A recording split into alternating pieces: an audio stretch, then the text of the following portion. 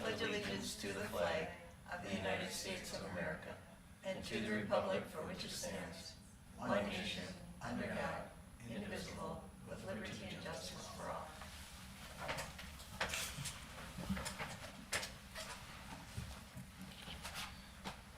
All right, we will call the work session to order, and we will get started. Josh? All right, good morning.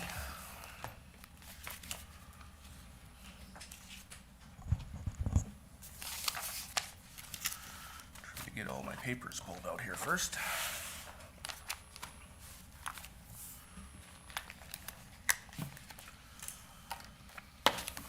So I attached, well, the main, IFS sheet is in the packet, then I attached several other handouts as well. Just to kind of go through the background information a little bit of the budget. So with the preliminary budget, we're factoring in a proposal to increase the solid waste assessment 11% for 2026. Residential assessments with that would increase from $221 up to $245. And commercial assessments would go up to $306 plus, depending on the volume of waste that they generate. And with the raising of the assessment, it's due to several factors. Again, tipping fees over the last year have increased from $80 a ton in 2024 to $92 a ton in 2025. I think originally in my 2025 budget, I was anticipating either $85 to $90 a ton, so that went up a little bit higher than anticipated last year. And other contributing factors typically are, wage and benefits, long-term capital planning related to our construction and demo landfills, and also with trying to build up our reserves and increase fund balance.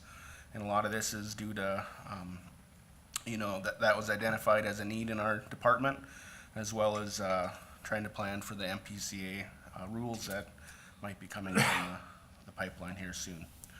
And then we have our recent grant projects, such as the reuse center, that we're trying to account for within our budget for this next year. Tipping fees, make up another kind of large portion of our budget.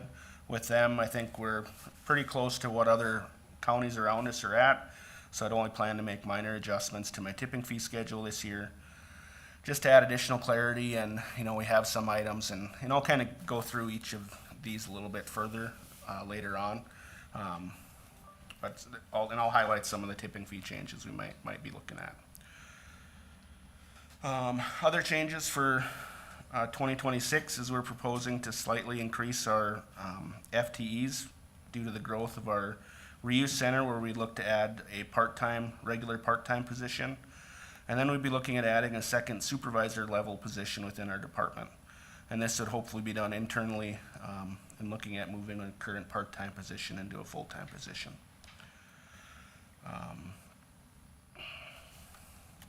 And with, just with the staffing, we have, again, with our reuse center, just continuing to grow and figure out what our needs are there. We feel a regular part-time position would kind of help be mixed in with the seasonals and provide the coverage we need there. And then with the supervisor level position, right now we have 27 staff members in our department, just under the one supervisor and myself. And I think having another supervisor level position, especially from internally, can help us just manage our daily workflows, provide better coverage for the county, provide better services for the residents here in Park Rapids in the north, and make sure we're doing the best by our staff and the public. So Josh, the supervisory position, if you filled that internally, then you wouldn't backfill that. That would just be Yep, part of the job description of that would be built into that supervisor job position, so it wouldn't be backfilled. So then I guess moving on, just with looking at the IFS budget report, I have a couple things that I have highlighted in here, just a very few. So if there's any, as we're walking through this initially, any questions you have, feel free to interrupt me with them. But the first, the first line item there with the special assessment. So in 2025, we had budgeted for about a little over 4.8 million for the solid waste assessment. And for 2026, with that increase, we'd be looking at going up to 5.4 million for the solid waste assessment. A lot of the other ones in our 391 budget, there isn't too terribly many changes. I think we're tracking pretty good based on our 2025 budget to a lot of our actual numbers. Our fees are a little bit under halfway there, but we pick up a lot, in the second half of the year with demolition projects and things like that. So I think we should be on track once we collect all of those fees. Fees is one that's really, but I'll point out that's going to be kind of hard to budget for as it relates to some of our fees as we are starting to rent out our grinder to other counties and have some of this other interaction. We don't really have agreements in place yet. So, for instance, we had the windstorm up in Beltrami County this year. That was a large rental fee that, is going to help the budget, but it's hard to kind of plan for that and forecast that. So I've been trying to be pretty conservative in, what I put in there for fees and planning kind of on the lower end, and hopefully we bring in more in fees on both our 391 and 392 budget.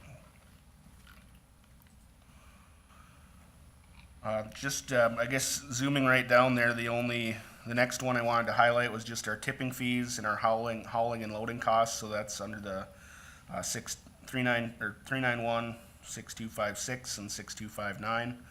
I did put slight increases in those just for increase in waste volumes, which seems to be the trend over the past years, and then also just a little bit more for the hauling contract. We partner with Beltrami County on our MSW hauling, and that's going to be up for renewal this year. So we should know what that's going to look like by the end of the year, but I just wanted to kind of plan for an increase for that. And then other ones I wanted to highlight in the 391 budget. If you look at our equipment repair, we're already over our budget for 2025, and I think a lot of that has to do with we've been tracking certain repair items a little bit differently when it comes to maintenance and filters and things like that, where we've been moving a lot of our expenses that we've normally coded under the motor fuel and lube, which is the 6567, into that equipment repair category.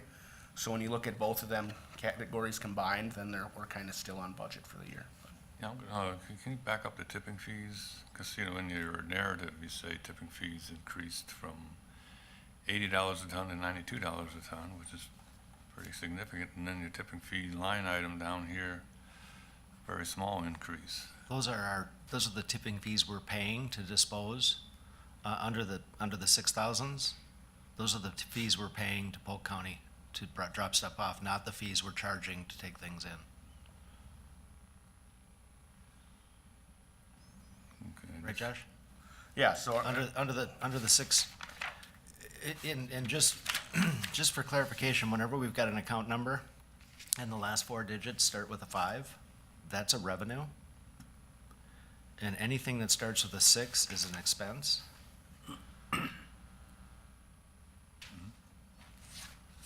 But Yeah. one of the justifications for that 11% increase is tipping fees increased.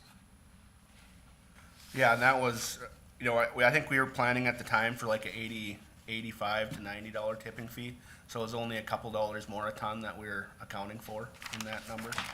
So, and we did budget, from last year's budget where I put in the 1625, I was budgeting high there as well. So I didn't feel like we needed to increase it that much more, but I think just it's just kind of it's hard to kind of budget halfway during the year when you see what tipping fee increases are going to come down the line. So, I guess I'm comfortable with that number, but I didn't want to inflate it too much.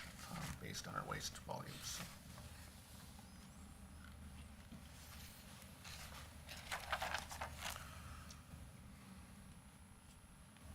Josh, going back also to the salaries, so that includes projected COLA plus the changes you wanted to make to the one part-timer and then adding supervisory, correct? Yep, and all them numbers are put in by HR, and they include the, requested positions and, their best guess at the insurance and COLAs, yeah. Okay. Yeah, at this point, this budget reflects all the positions that were requested. Yep.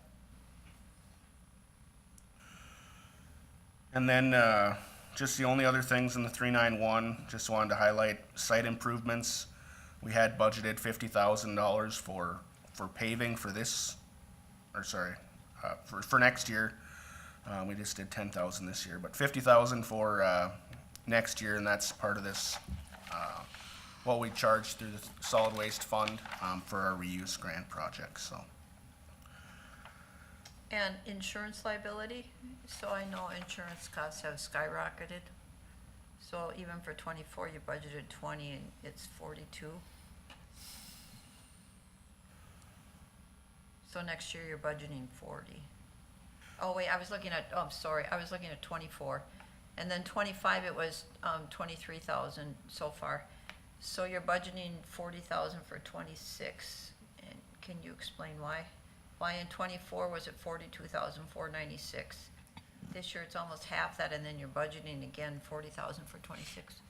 So a lot of this we put in this insurance liability category. We put in any insurance, claims that we have. Yep. And payments that we make out of there. Okay. So if we have a building damage and it costs $10,000, that's It where it's goes getting in there. reflected in there. Okay. But then on the flip side, we also put our reimbursements in that same line item. Yep.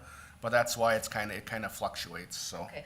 I think the 20,000 is kind of just our actual, premiums and deductibles, and, Okay. the balance is just trying to account for accidents and repairs that we might need to make, so.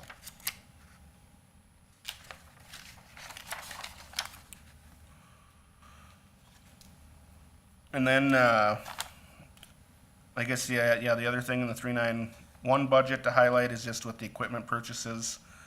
Next year, we'd be looking at allocating 300,000 for equipment purchases. And then I'll touch on that later in the presentation here, but I think that's primarily gonna be for a payloader to replace in our fleet, so. And moving on to our 392 budget, which is our recycling budget. One thing I wanted to highlight there would be under the state grant category. So, this is where we're gonna see a lot of the grants that we've been applying for, been receiving. That's where a lot of them funds are gonna be coming in. Some of the grants that we applied for were after last year's budget and before this 2026 budget, so that's where you'll see that, the actual numbers will probably be quite a bit higher than what we budgeted for in 2025. But I put in there for next year, $908,000, and that includes a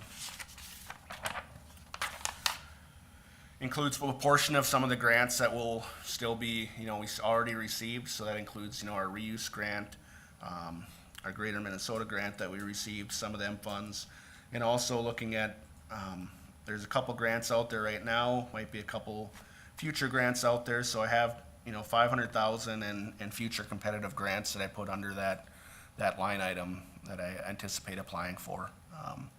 One of them grants would be directly tied to an expense within our, in the recycling account here, which would look at adding a screener into our mix with our grinder to help screen out fines and materials as we're running shingles and wood waste through that. And then the other, grant that we'd be looking at would be to supplement our reuse center grant that we received to try to get more grant funds into that project. So, and then another would tie a recycling aspect into that as well with just some containers. But so that'd be that's where kind of an additional 500,000 in grant funds would come. And actually, that's one of the numbers. Sorry, I should have backed up there, but Originally, I'd budgeted $908,000 in receiving grant funds, and that's one of the changes I want to make into my budget. Right now, I'd anticipate an extra $250,000 into that account, so I'll be trying to reflect that in IFS. So that'll be adding $250,000 in projected revenue in that category.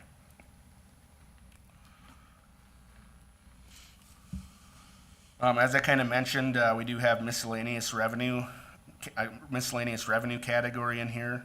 And that's where some of these rental fees, things we're doing, partnerships with counties, that's where a lot of the revenue from that would be coming in. So I tried to be pretty conservative in that number, hoping we'd bring in a lot more than $100,000 next year. But until we actually move a little bit further into projects, it's gonna be hard to know what that number is gonna look like. Recycling sales, we increased that a little bit over our budget, and that's where we could put in things such as if we get to selling, biochar or wood chips for biochar, if we're selling mulch and things like that, that's where I would account for that revenue.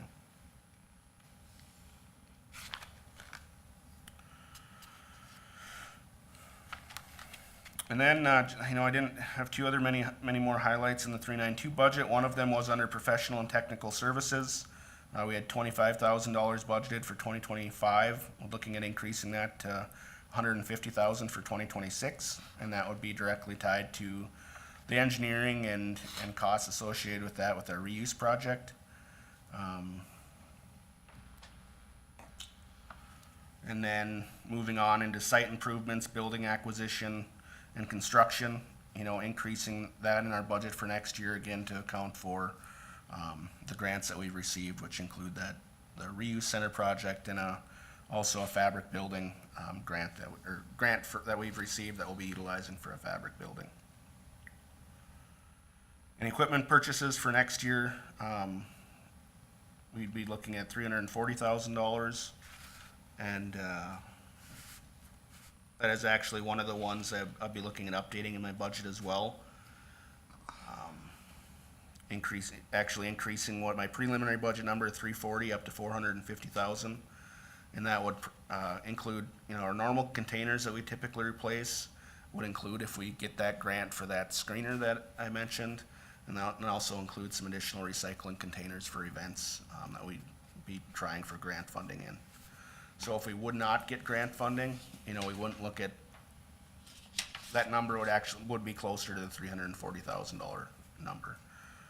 Or even, I guess, less actually, but a screener, we might, if we wouldn't be successful in grant funding for a screener, it might still want to have some money in the budget for that, as we might look at going used, seeing what we could find for a used screener just to get into it until we could get some grant funding for it. But there you'd probably be looking at, instead of a new one, which we're applying for grant funding on of $300,000+, we should be able to could get a used one for 50,000 or something like that. I just have a couple of questions.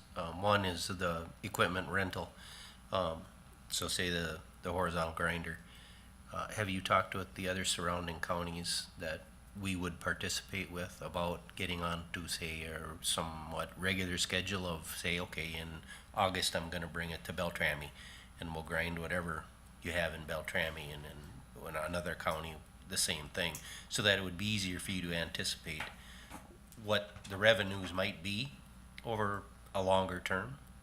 Yeah, I think that's something where I want to get to, but I just don't think we're there yet. And a lot of it has to do with, some of these markets that we're looking at, having a market for that wood waste.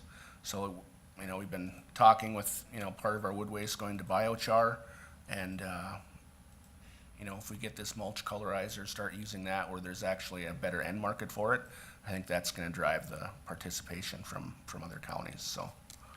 And then I know you talked about purchasing a payloader.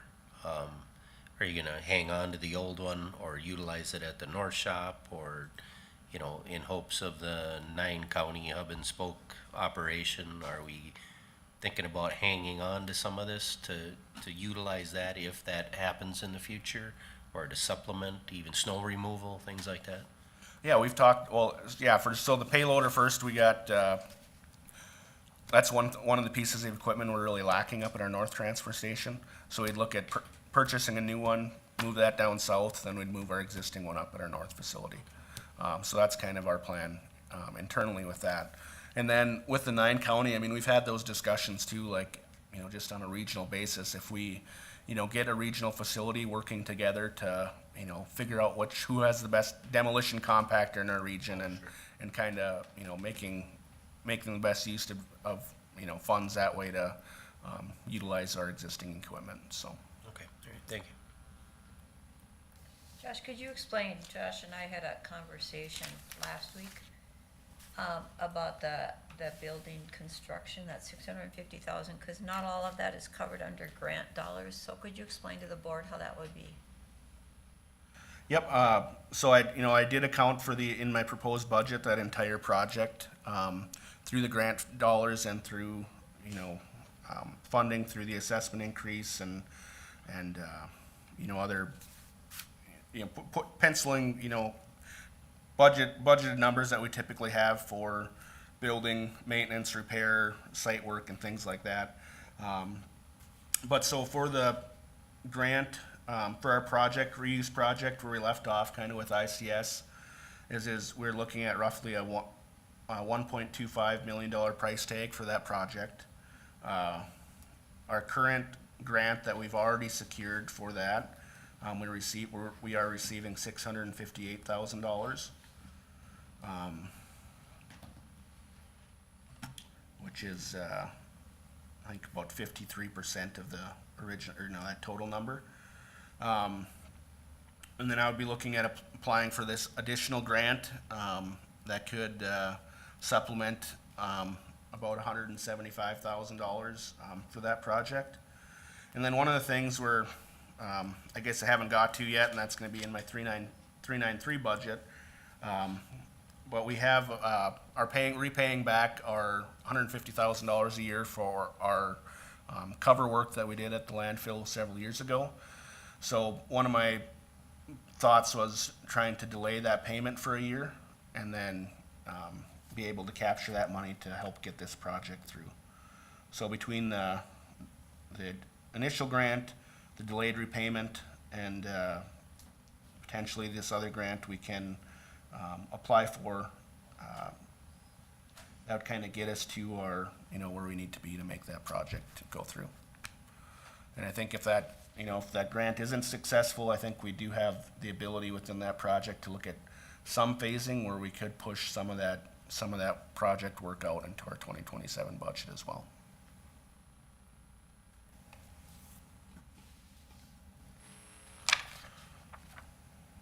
And then moving on to our 393 budget, and that was the one thing I wanted to highlight.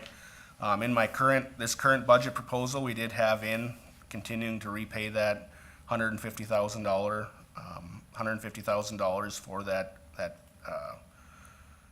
repaying for the landfill cover project, and that's one of the things where, you know, if we could delay that for a year, and either looking at paying the $150,000 additional year, possibly $300,000 in our 2027 budget to complete that, that would help our budget to be more balanced for 2026.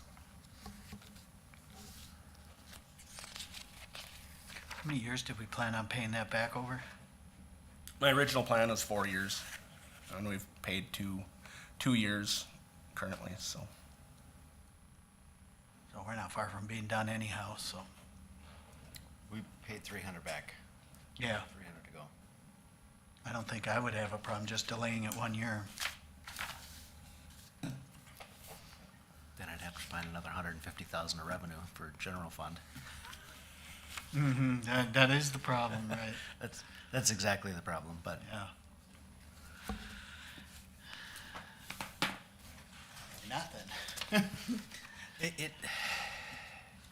we wouldn't have to find the extra 150,000. We would just be using 150,000 of fund balance, and then the second year we'd be paying back double. Get it back. So the expectation would be that I wouldn't be trying to get to a balanced budget. I would recognize that we're gonna use 150, carry 150 in general fund if that's what you decide to do. the negative of that stuff is there's always something else that comes up that creates a problem later then. Yep. It's inevitable. Are these grants state or federal? State. And this was, you know, the legislature typically appropriates a certain amount of money to the MPCA for these grants across the state. And I think that got really cut this last year, but I think this is still, like, if I remember right, it's still a carryover from, you know, the previous legislative years, so. Looking at the next attachments I have.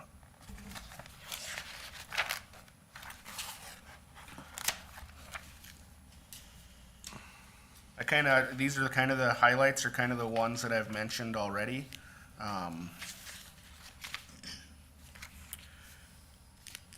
And I think the highlight, yeah, so I mean, the highlights I have in here, sorry, let me regroup here, so.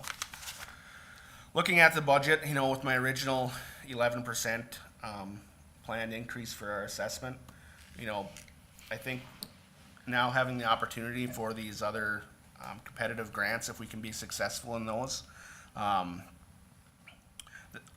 wanted to highlight the special assessment portion of this, and if we could delay that $150,000 request and we're successful in these grants, I think we could look at decreasing that initial ask of, you know, the 11% increase to the assessment down to 9%. And that would get us, it'd be about $241 then for an annual assessment versus $245. So that was one of the things I wanted to highlight, that we could look at doing. The equipment purchase number from the original budget, I just highlighted that because we would look at, that number would be updated in the 391 budget, actually down from 300,000 to 250,000. And then, as I mentioned, in our 392 budget, where I have that $908,000 grant revenue highlighted, with these other proposed grants that I'd be applying for, that number would increase by $250,000 to 1.158 million. And then also reflected kind of with them grants, then we'd increase our equipment replacement, originally budgeted at 340,000 up to 450,000. And then on our 393, this last page here, kind of in red there, you know, just mentioning if we can delay that $150,000 repayment, that would kind of factor in there as well. And I don't have these numbers included, but, you know, if we look at making all those adjustments,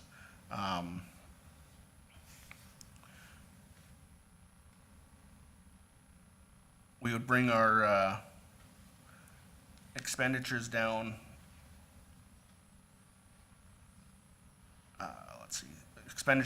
our revenue would increase a little bit, and it would just help us to get a balanced budget at the end of this process. So I typically do plan in a lot. I typically go through and anticipate how much carryover money we have throughout the year at this point.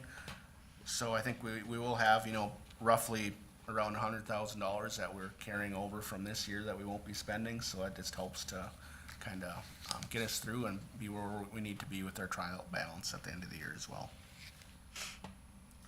This next slide is our trial balance as of July. So we had, you know, a little over 2.8 million in our balance. If you go back to that last slide, you can kind of see historically the last several years where our trial balance has been at the end of July. So again, this year we're at 2.83 million. Last year we were at 2.85 million. The year before we were at 2.6 million. Year before 2.3 million. So I think you know, our trial balance, you know, is kind of on track of where it's been historically. But that is one of the things that, you know, has been identified that we, over time, we really should look at increasing that further. The next slides here just show kind of the breakout of our revenue and how that looks kind of at a big picture. So with covering all our expenditures with our revenue, you know, it's roughly 41% of that is covered by the residential assessment, 34% by the commercial assessment. You know, we have 14% comes from grants. About 7% comes from our tipping fees that we charge at our facility. And then, you know, miscellaneous revenue, sale of recyclable items, levy, you know, that kind of accounts for that under that 5% total. And you can kind of see on these other graphs where that historically has been the last couple of years.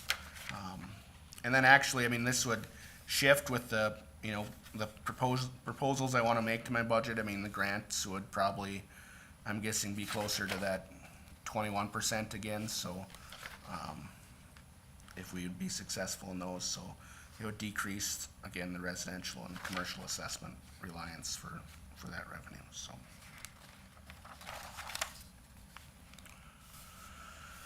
This next sheet is just our proposed assessment if we'd be looking at the 11% increase, which again would be $245 for a residential parcel. Currently for this year, we're at $221. And then if we'd look at going down to that 9% mark, it'd go down to $241 for a assessment. The next sheet we have is our tipping fee schedule. So you can kind of, on the left side or half of that sheet is kind of our numbers historically, what our proposal would be for 2026. The right hand of the sheet is what some of our surrounding counties are currently charging.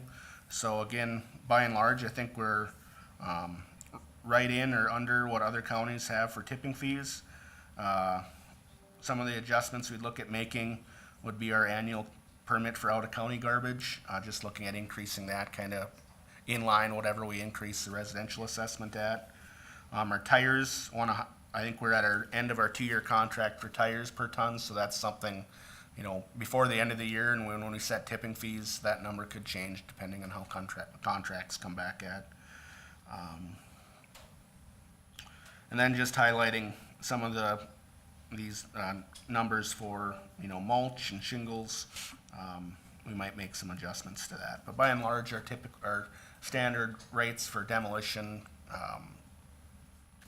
non-burnable material that's shipped out to Polk County's facility, we try to keep in line with what they currently are this year. So just looking at the residential assessment, because if you look at the other counties, theirs are lower. However, I know like for Becker County, if you bring in a load, you pay per load. Do Beltrami and Wadena, can you bring in anything like we do, or do they pay per load too? So Becker and Wadena County, they pay for whatever you bring in. You know, if you bring in bagged garbage, household garbage, or no matter what it is, you're paying at the time of disposal. At the time of disposal.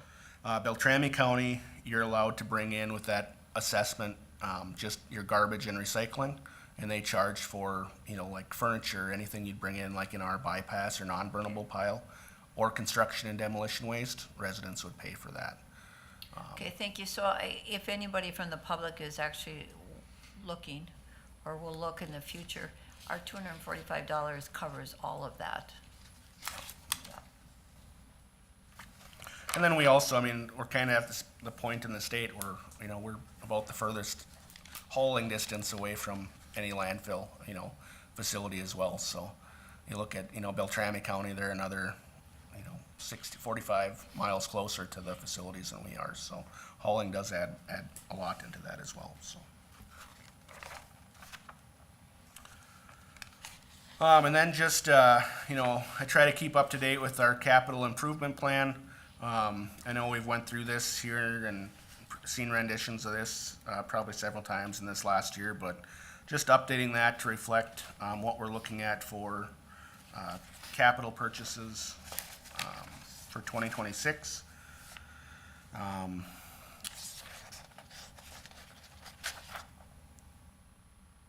I think we've talked about most of them items in there already, so just kind of zooming down to the last page there with our 2026 projects.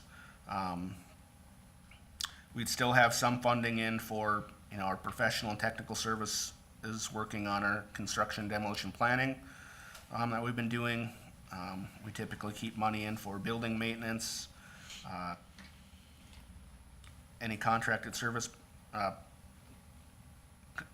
purchase services. And then again, as I've mentioned, we'd have in our 391 budget, 50,000 in for grading and paving that we'd be doing in conjunction with our reuse project. For equipment purchases, again, for the 391 budget, we'd be looking at a payloader, and then just upgrading our typical waste containers that we kind of account for every year.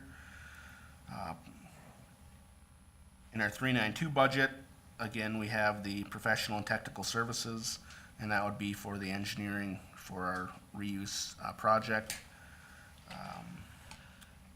And for site improvements in building, acquisition, and construction, again, that would include the project just for building our reuse building and the fabric building that we're anticipating to put up.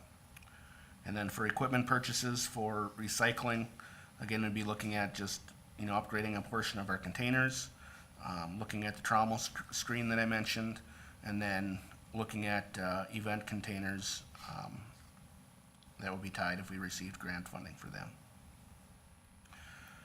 Our professional and technical services under our 393 budget, which is, our landfill portion of our budget, would remain,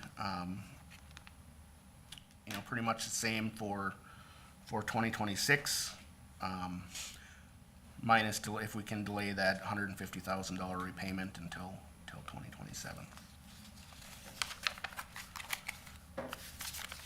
One of the other, our conversation last week too, and if you go up to the slide above this, we were talking about, our landfill needs in the future. So in our current capital plan, we plan out for the closure of our facilities, so that's built into our 10-year capital plan. And then I was pulled some of them numbers, looking at if we had to put in our own new construction and demolition lined landfill. And with that, with the study that we had done in 2023 and looking at their, inflation costs, for us just to do that on our own, we'd probably be looking at about a $9.8 million project. So really makes that not very feasible on a single county going in on it and on your own, so.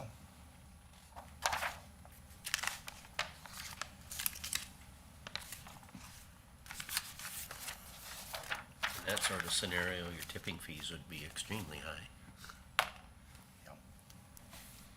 So with the MPCA, depending on how they move forward with this, if they move forward with what they're thinking of the 2 and 5 and 8 years, would you have to then start next year incorporating those expenses?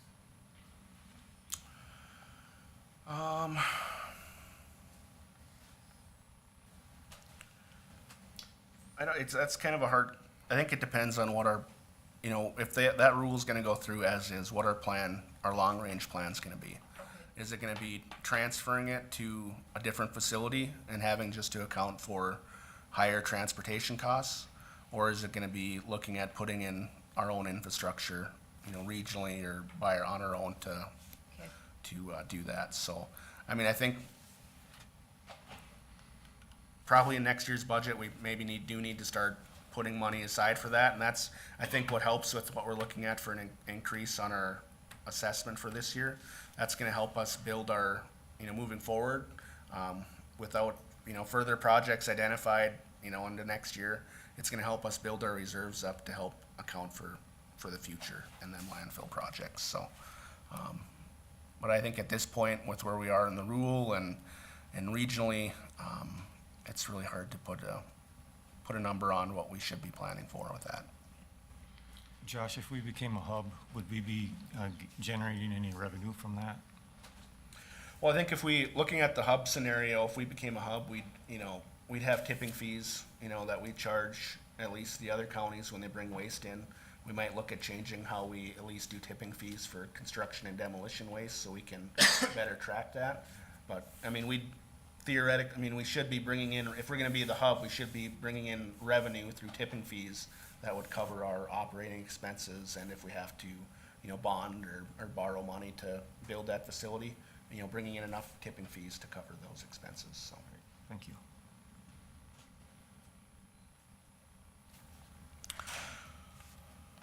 I think that's about all I had in my updates, so if you have any other questions, we can go over them. Anyone have any further questions for Josh? All right, well, thank you. All right, thanks.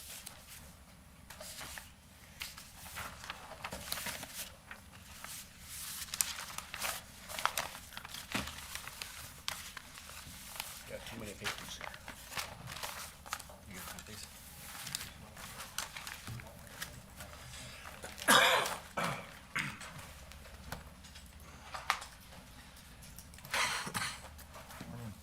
Morning. Morning, Mr. Chair, Commissioners. You're getting an updated packet with an in-depth report of Human Services and for the last 5-year look back. And so I can go through the whole packet if you'd like. We can talk about things individually, or we can look at the budget and see what our requests are, and then answer questions depending on how you guys would like to do it. Straight to the budget. I I can't can fall read asleep when read the I rest later. Yeah, if you need to read something to go to sleep, like Ted said, just go ahead and read this, and it'll put you right to bed. Either that or you'll get frustrated, one of the two, I guess. There's that too. You might just Yeah. do the executive summary and cover a couple of the numbers that are driving changes and Yep. then get to the budget. Yeah, so, as you can see in the executive summary, everything in the adult services world, and this is kind of where I had given an update earlier in the year about the legislative changes. And as you can see, in adult services, the growth in the disability waivers has gone up 60%, almost 60% since 2020. And then the adult protection reports, the state changes, again, this is kind of where we have this, unfunded mandate of the screening in of reports. So the adult services, the adult protection investigations, with the changes that the state has made, are now requiring more cases to be screened in, regardless of, with the new screening tool that they added. And so in that, it says in the executive summary that, 3.5 social workers, but in our actual budget, it's just the 0.5 for adult services, which would be trying to remain fiscally responsible and, not necessarily a whole person in that group. It would be a 0.5 equivalent that would be more than sufficient. Our child support is, again, thank you for approving that child support officer. It has increased and made everything within our child support department a lot better. The cases, caseloads per are great. The ability for them to have a lower caseload, which helps them to collect more on each individual case and address things in a timely manner. In children's services, this, I should have read it a 5th time, but it says that it declined to 594. Some of that had to do with different types of placements as well. So, and then we are asking, no, actually, it's not in the budget. We could use one family-based services, but the budget does not include a family-based service provider, and that's based on preventative services to try to get ahead of and help families prior to them needing to go into the out-of-home placements. So preventative work, obviously, it costs a little bit more on the front end, but it does save quite a bit on the back end. In the income maintenance unit, projected to exceed 49,000 cases in 2025. and online applications are, now are surpassing the paper applications. It's a lot easier for people to apply online, where normally, and I think I've said this before, we've had other, before that, people had to come in and apply. And so now it's a lot easier to just apply, and you might not qualify for anything, you probably won't qualify for anything, but our individuals, our caseworkers have to process every application all the way through. And so we are asking for 1 FTE in that. In fact, I know I was just was involved in a conversation with Heritage about some processing times for our long-term care applications, which directly affects when and how they get paid. And it's we're processing applications as fast as we can, but the cases take longer. It takes more time to get additional information. So that's where that 1 FTE. And transit is doing great. Again, you can see 117% ridership increase since 2020. And we do have some vacancies, but we're making it work. And kudos to Jason for working with that. It's a pretty tough gig, but he's also working currently on applying for a facilities grant that would allow us to build a different facility, which would then also free up some space for other county departments to use where it's currently at now. And we're starting that process now. Do you have on children's services, do you have any actual data that you can send to us regarding how that preventative services have a? I can try and find some of that. A lot of that, again, it's more, I'll try to dig some up. Yeah. For sure. And then the big hitter, again, between the adult and child protection, the out-of-home placements in 2024, we're over $1 million, which, most of that is out of our control. There's not good options for foster care. Because of a lot of behaviors that are happening. In fact, and I know I've said it before, we've had now on numerous occasions where we've had social work staff on weekends here, 2 of them, sometimes 3, staying with kids, not just on weekends, throughout the week too, staying here on shifts with kids here in the building because there's nowhere else to go. One of the placements we have right now, they're literally the only place that would accept the individual. It's like $3,000 a day.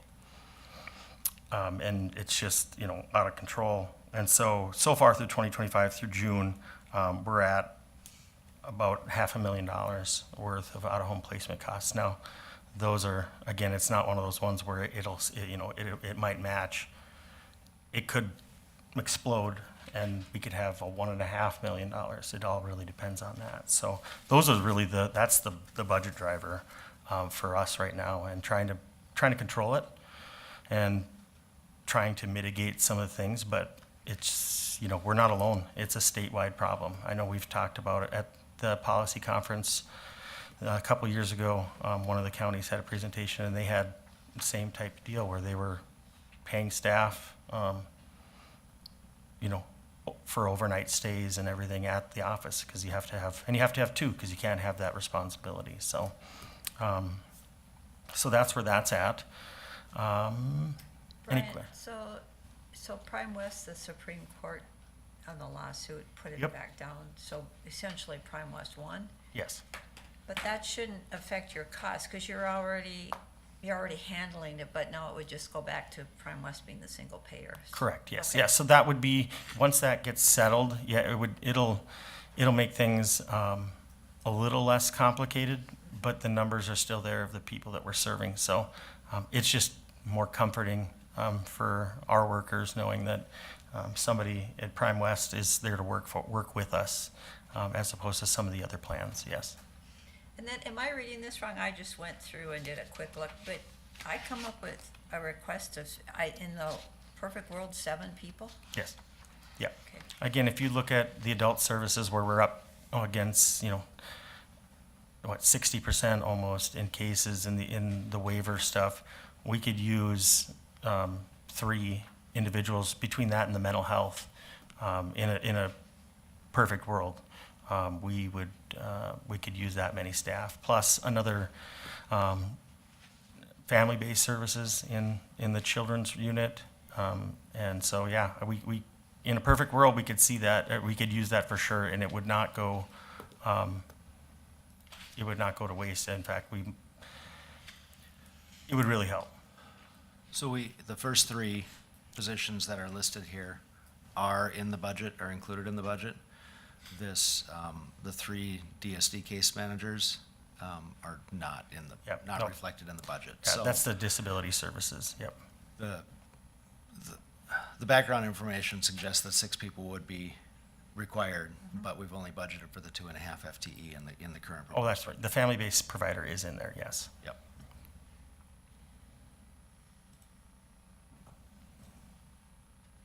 How much, So- Go ahead.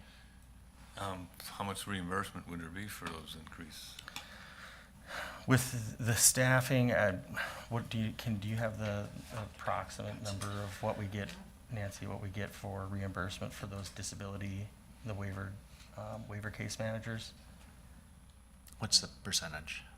It would be What? based on Yeah, it's not necessarily percentage. I'm trying the, to, yeah, do you have I probably don't have it here. I can get that information to you. It's, we it's have. on their time entry. Yeah, on their time entries. So we have a report that we run every month, and it shows. So I don't know, Mike, offhand, do you know? Is it 24 something a unit? Does that sound right? Yeah, it can vary, it's right around 25, 26. A unit. So and they generate Which is 15 minutes. yeah, Or 15 the time minutes, that they spend 25. with the client. Yeah, so for every 15 minutes. So it does, those positions, essentially, they do pay for themselves in that. Okay. And actually generate, again, well, and the other part of it is so the reimbursement rates, depending on if we have the correct, what the state calls the correct caseloads, we actually get a higher reimbursement rate, say in like our adult mental health. They'll give you a higher reimbursement rate, whereas if you get a lower one if the caseloads are too big. And so it's kind of one of those catch-22s of that, yeah. So these are the rates for these Yeah, types yep. of cases? Yep, so just, child welfare, it's, 628. I can send some more information over that maybe explains it a little bit better for you. But again, the adult services, with the way things are set up, they do pay for themselves and actually generate some income for us. Nancy, is the budget summary I got the other day a little more up to date than this one? The one I sent yesterday is the most up-to-date one. Okay.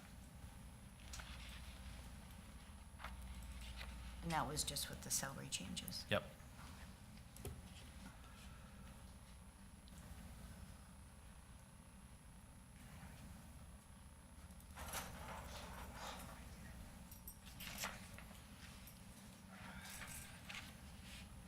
So, in the end, we're looking at our request of, was it the 5.2. 5.2?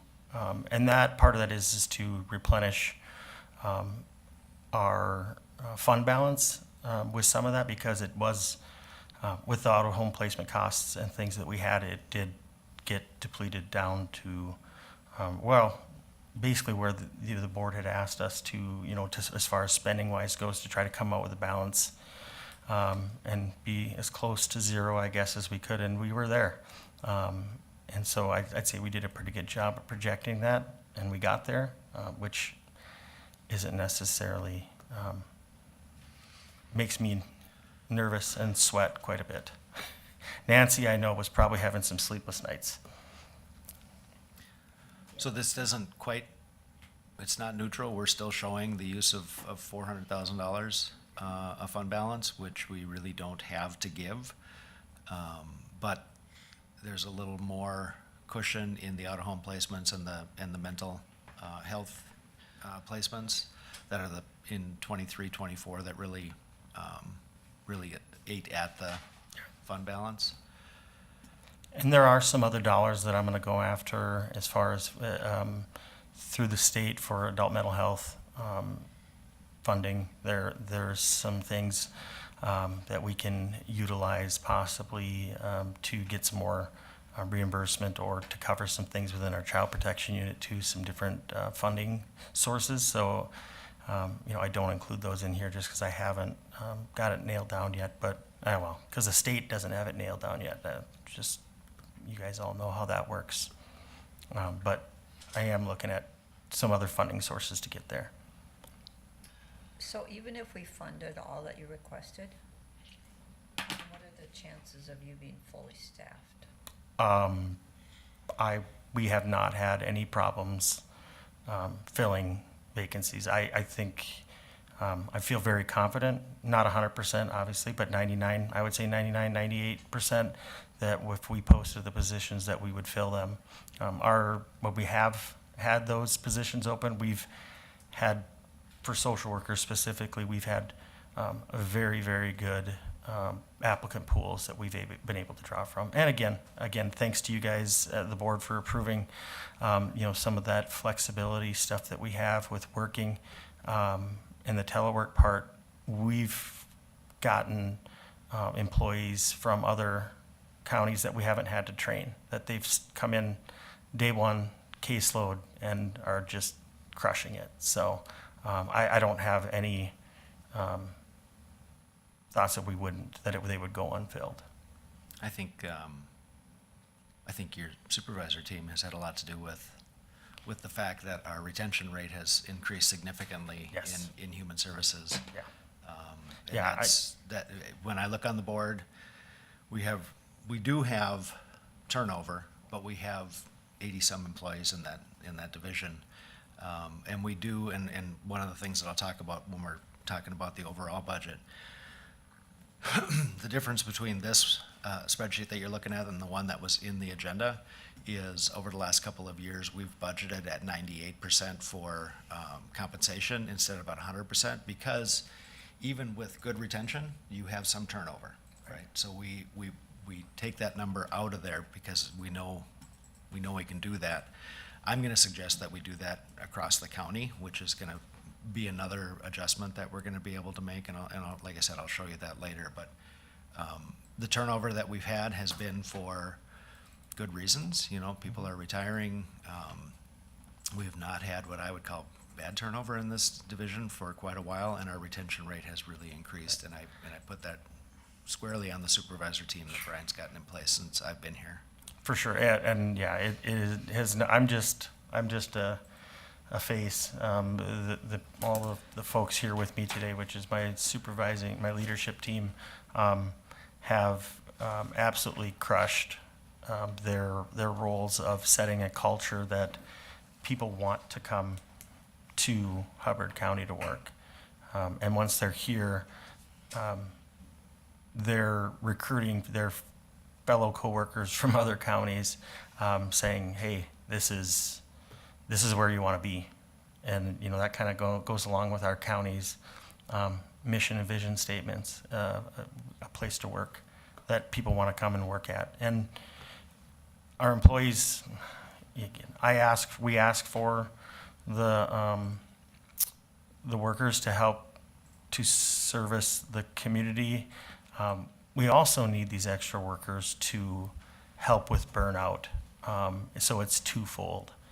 If we were to get our full complement of the one that we need, it would put a lot of the current workers maybe a little bit more at ease. There is quite a bit of overtime that people are working right now, just based on, we don't tell them they have to work overtime. In fact, we tell them manage it, because you don't want to get burnt out. And yet they love and want to serve the community so much that they do it regardless. I'm hyper-focused on the requested tax levy. Mm-hmm. And when you look at the history, 21 to 22, 23 to 20, 24 to 25, we went up 28%. And now we're following that up with another 20% levy increase. I don't know how we do this. You know, and part of that, well, I will say, Dave, was that it was our levy request was set for the first 3 years that I was here at the same number. And we did more work with the same amount, which led to our reserves. And so if you look at, over time, I know Jeff has shown that graph. If we went with the standard, a 3.5, roughly, I think is what you had it at, right, Jeff? A 3.5%, If it we wouldn't backed be up- this much. If It's we just- backed up from 2018 to 25 and had maintained a 3% increase instead of dipping down to use Now at reserves? 26 at another million on top of that, it ain't 3.5% anymore. No, It's 5 or 6% now. it's almost catching up with law enforcement. But the interesting thing, if you look at this, you look at these total expenditure lines, you'll see total expenditures are up 0.5% Yep. from 25. But you'll see that, and really expenditures are not up from 24 to 25 to 26, but our revenues, our sources of revenues that are coming in, Which is another problem for me, because Mhm. I keep saying that some of these positions will pay for themselves, but our revenue keeps dropping, so how's that working? The state is changing, some of Okay, the, then we can't count on those positions being covered anymore if the state's gonna turn around and stick it to us in the next budget cycle. right. Then we're just kidding ourselves by telling ourselves that then. Yeah. And, that was part of why I was down at the legislature to try to fight for this. I mean, it's one of those things where it's a rock and a hard place, right? Because in order to serve the community, which we all, that's what our whole mission is we need, and, that if the taxpayers want the services that they need, and again, and our over 65 population is growing immensely. And with that, are the taxpayers willing to pay more, a little bit more, or whatever the number is, so that when their loved ones need assistance, they're able to get it in a timely manner and get quality service. That's the main thing that I look at, is when the people of our community can stay in this community. As a county taxpayer, is that worth the property taxes in the levy increases going up? And that's just, if it's not, that if the community, if the taxpayers think that, nope, it doesn't matter, well, then we will accept that. And, in long-term care, I use Beltrami County as an example all the time. They're currently like 9 months behind on processing long-term care applications. So when somebody doesn't have anywhere else to go, they have to try to find a home that will take them, knowing that they may not get reimbursement for 9 to 12 months.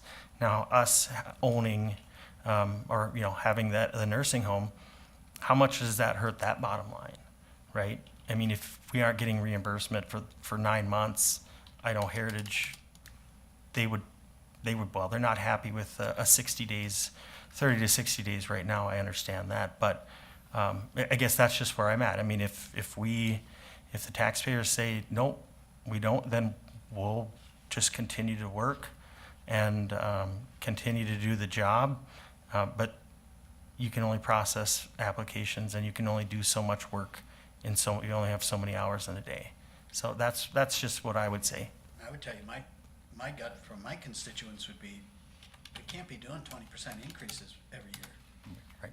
no matter what. Yep. We're gonna have to figure something else out. Yep. And if we're budgeting that the state's gonna do X and it does Y, and it's been doing that every year for the last few budget cycles, Yep. then we need to quit thinking that they're gonna do X, Right, because they're not. right. And And, we have to adapt, but we can't absorb all this, no, all those costs. no. And that's where we just have to lobby and really go to the state, the legislature, and say, this is not sustainable. Much like we did with the whole county cost share. And we won that one And if for the now. counties do absorb it, then we're enabling the state to continue to do what they're doing. Right. And, I guess that's out of my control. I can lobby, but as elected leaders, I think that the AMC has a pretty powerful voice, but I don't know what we can do other than, work with our elected leaders to address that.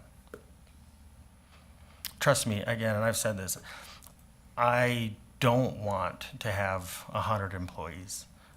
It's not, that's just, it's a lot.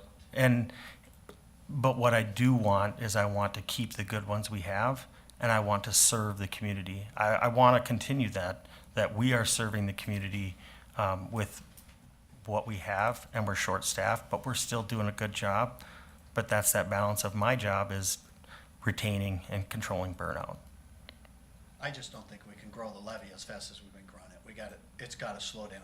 Yep, absolutely. Yeah, so far what I've got on the overall levy increase is 12% over last year. And that's, I've got numbers that'll show you okay. differently. Yeah, the ones that you just It's already, gave us this yep. morning, 12%. Yep.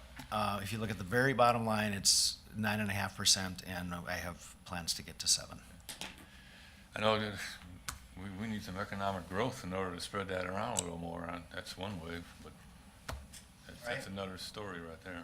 So I was at a Prime West meeting yesterday, actually, where we covered a lot of this, and so part of the problem is, and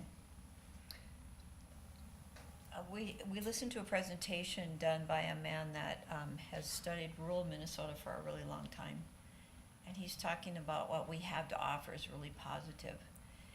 And so he talked about the expense of the aging population, but then he also talked about the revenue that brings in overall from Social Security and medical, how that contributes to economic development, sustainability within the counties. But on the flip side of that, people can't stay in their homes like they want to because they can't afford the property tax. And then so it's just a vicious cycle, and it's like no one really has an answer at this point. And then we got into the upcoming mandates that aren't covered by the state, which led to a whole nother, so there's a lot of talking going on without a lot of solutions, because it all amounts to the legislature, and they've made some really poor decisions when it's coming to asking us to do things without providing funding. Not asking us, telling us. Telling us. Yeah. For your additional staff, do you have space over there to put them? Absolutely. That'd be another big expense that would come up if you run out of space. No, with the current staffing plans that we have and the remote work, which is, again, by far crushing any expectations we had. The work is getting done, and it's getting done better and faster. We have lots of space over there. Yeah. Can we go back to the executive summary, and can you help me understand something here? What constitute a case? Because in the income maintenance unit, it's projected to exceed 49,000 cases, and Hubbard County has a population of about 22,000. So What page are you on, Ted? on the executive summary, Summary? Oh, so those cases, one person can have different cases of different things. So they can have a long-term care, they could have MA, they could have cash assistance, they could have food assistance as well. So that plays into it. Am I missing anything, Amanda? And if there's a married couple, Oh, yeah. one person could have a case and then the spouse could have a separate case because they're on different programs. And then there's children that have separate cases from families too, and families team, so each individual could have different programs, and then a family could have separate cases in one home. Right. And so one person could have more than one case, and that case, They'd have to. well, yeah, absolutely, and I probably should explain that a little bit more, because we don't, the way the systems are designed with the state is that they don't, not everyone's in one system or one set of eligibility rules or guidelines. So it's, yeah, we're getting a lot. What's the typical amount of cases per individual then? 5, 6? Per worker? No. Oh. No, case Oh, per individual. per individual. Yeah. I don't have that number. I don't know, Amanda. Well, it depends on the type of healthcare. There's 20 different subdivisions in healthcare, so they could be on multiple healthcare subdivisions and have, 3 different types of healthcare plus food stamps plus cash assistance and switch from one cash assistance to Right. another cash assistance So program. 5. Yeah, I was hoping you would say higher than 5. Well, I mean, that's, I guess that's, I'm always a little conservative on it. It could be more. Cases transferred in too from other counties constantly, so there's lots of county swapping between clients too. So that Some drives could up have the quite a number. lot. Right, and we see a lot of people, again, because we have such a great place to live, there's a lot of younger people and their parents end up coming here. I don't know, I haven't seen recent numbers in Heritage, but I know that, I think that they're doing better than they had been in a while. And I think a lot of that goes to the fact that people are wanting to come here, they want to have their parents nearby. And we had some openings, but yeah, no, you're looking at one person, which is in here, the complexity of it all. One person isn't just one person, one case. It's one person, and not only that, a lot of these people fall within some of the other programs that we have as well, whether it's, well, not all, most of them do, whether it's adult services or child protection or child support or, just many, many things. Well, just going back to that income maintenance unit, I mean, at 49,000 cases, if a person had 10 cases, that's still 4,900 people out of 22,000. What I find troubling about how all this is set up, because Mojave's a pilot program in the United States for the whole family approach, we don't have the time or the capacity to move people forward. So all we're doing is heaping more and more and more upon the expense without actually helping the person to learn a different way of life and to move forward in their life, because there's no time, money, or staff to do this. Yeah. And so this is only growing.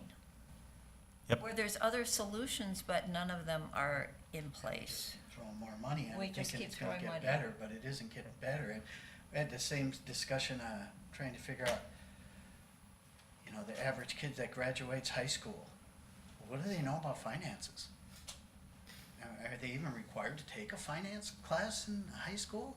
It should be mandatory, because, it's like, by the time they figure it out, they're 40 years old and it's too late. And then they end up in this system Correct. at some point in time. And that's kind of going back to like the children. So the family-based service provider, they go in and they work with the parents. So the kids are already in the system. And so they go in and work with the parents to try to help them, the parents, be better parents. Because a lot of the ones that we work with, they don't know. They don't know how.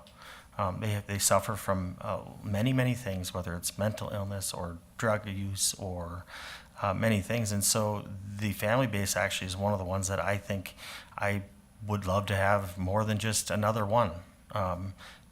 Now the reimbursement rates on that is not, they're not as great as other ones, but it's going to take a long time to get to where we're not in this huge scenario that we're in. It's I don't have the answer.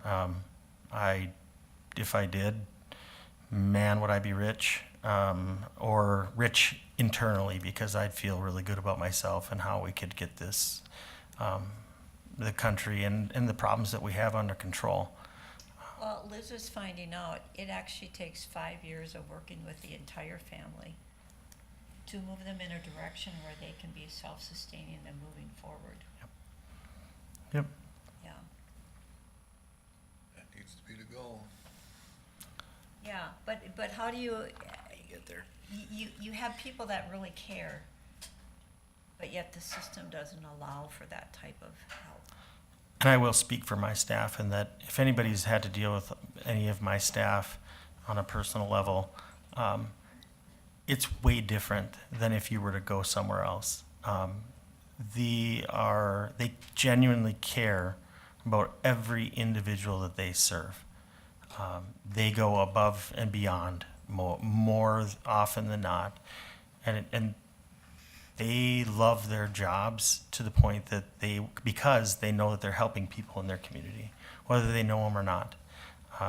And that's one of those with me, and I've told them many times, don't get burned out, don't do the overtime. We don't have the tools, and their answer back to me is, but how do we let somebody go too long without, or how can I have them wait another month, or whatever it is, the processing timelines or the services they need. How do we do that? So they do. This is a different level of service now here, and I won't ever see that in any other county. I guarantee you that it's different here. Hence why we have recruitment is pretty good.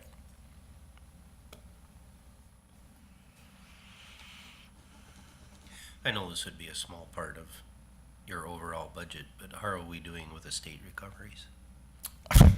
Just Clarice is, I I was mean, just curious. crushing I it. haven't heard Like, anything about it. What was, in 24, her first year, do you have those numbers?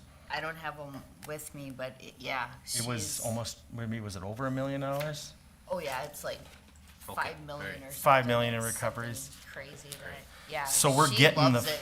oh, She's yeah. doing a great job, and Good, good. she's digging up old stuff, and I mean, we are getting things paid from the 90s, I'll be honest with you. She's going back, and she's gotten some people that we've never heard from. We send out statements all the time, you owe this money, and she has that guilty mom attitude she's with them. got something. A lot of them are apologizing to her for not, and so yeah, that's a great program, a great position, and again, it is small, but it matters to the community too, because then when your constituents ask, they're spending all this money, and is it fraud? Well, some of it is fraud, but let me tell you, we're getting some of that fraud back, and I mean, we've sold a house. yeah, she's done several properties. several Yesterday, properties. she said she had another probate that she found from the 90s that nobody's filed, so she's gonna start that process. And Okay. and so we're getting some of that back. Good. So, lot Thank of you for cleanup bringing work. that Every up. little bit can help. Right. Thank you for bringing that up. I missed that part of it. And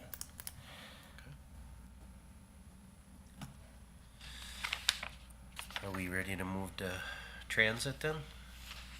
yeah, we can move to transit. Jason, if you want to come up, we just answer any questions you guys have. Is there any other further questions on this Thank you. that you're aware of? Okay, all right, yeah, let's move on to transit. Come on up, Jason, and you can.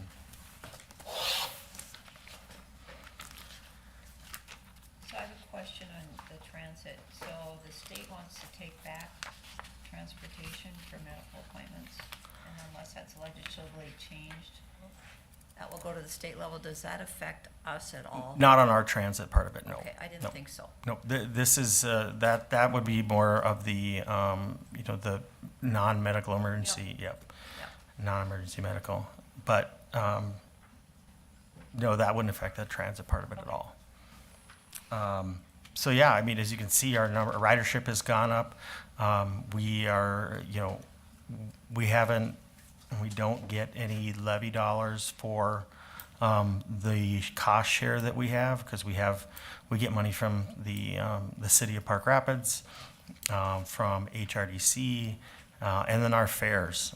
And so it's self-sustaining, and it's not an easy one. I know Jason has really taken on a role of of trying to work more with MnDOT and get some different things. I know that we're looking at some propane buses that we can get that are no cost, that would actually, it would help us out a lot. I mean, I guess any other questions, I know that, like I said, it's an awesome program, and I know that the community members depend on it for sure.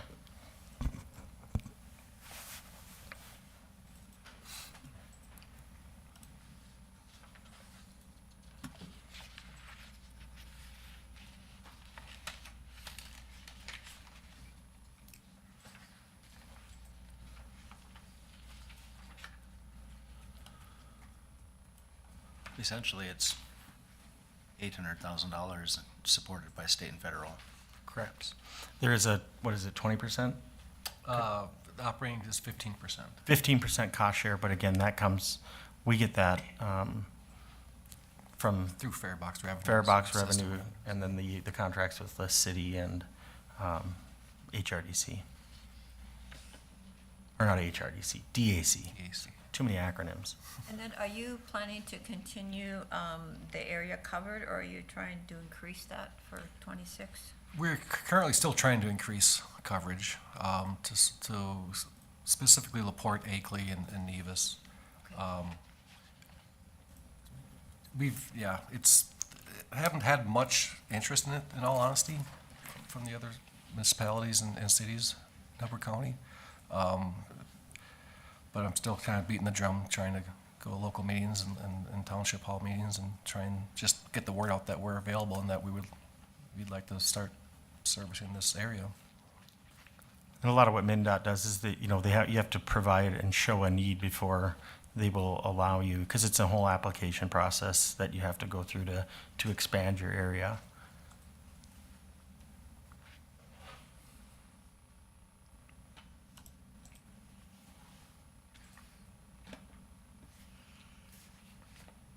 I had one question that was asked at one of the LAC meetings was,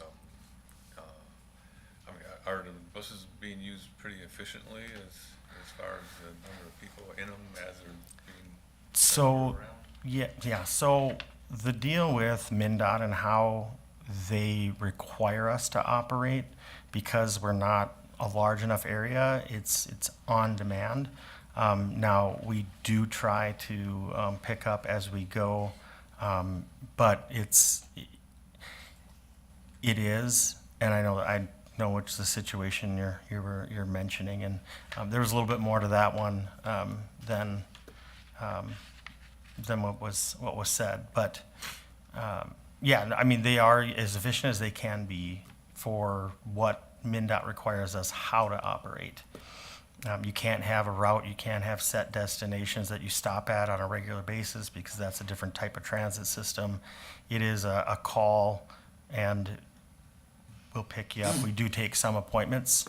You know, we set up appointments, you know, day or two ahead of time so that we know. But even though those appointments might be there, if we have somebody that calls in, let's say they have an appointment at 10, you know, that we have on the books, but we have 3 riders that call and they're, you know, at 9:35, we, according to MnDOT, we have to, you know, we can't delay those people just to wait to go get that other one. So, Yeah, the same person who said, well, some of these buses only got 1 or 2 people on them, at the same time, they wanted a bus to be there when they were ready to be picked up.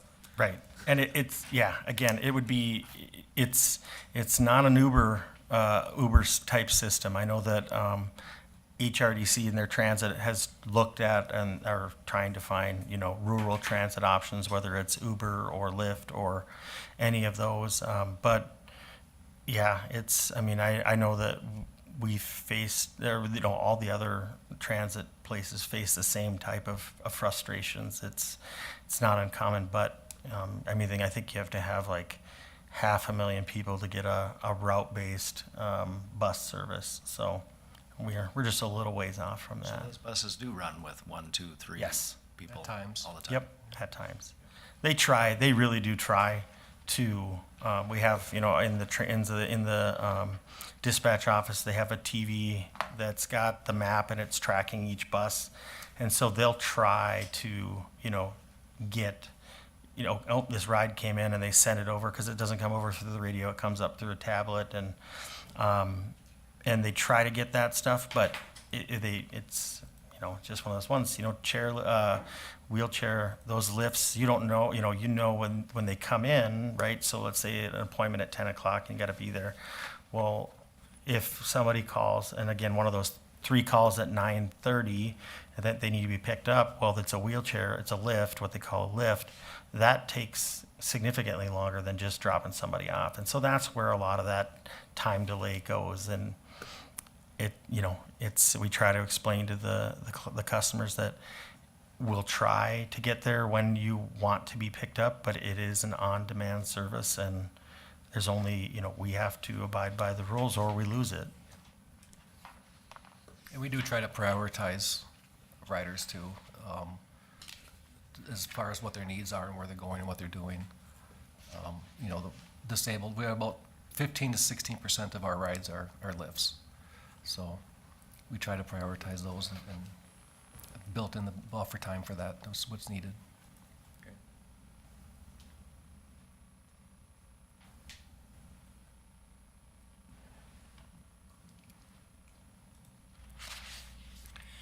Any other questions? All right, well, thank you. Well, thank you guys very much, appreciate it. And if you have any other questions. Thank you for the condensed report. This Yeah. is much appreciated. And if there's some things that are messed up in it, it's my fault, for sure. Trying to put it all together and looking it over, yeah. So, thank you.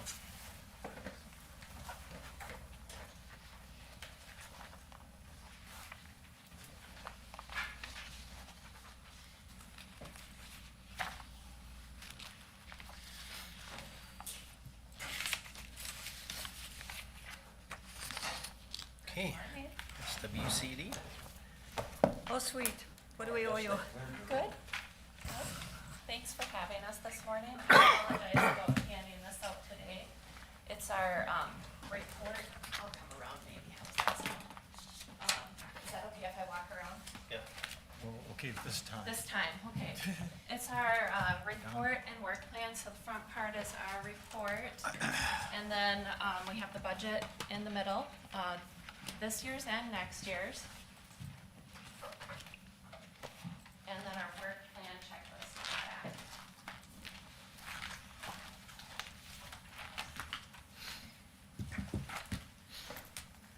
So, good morning, thank you for having us here.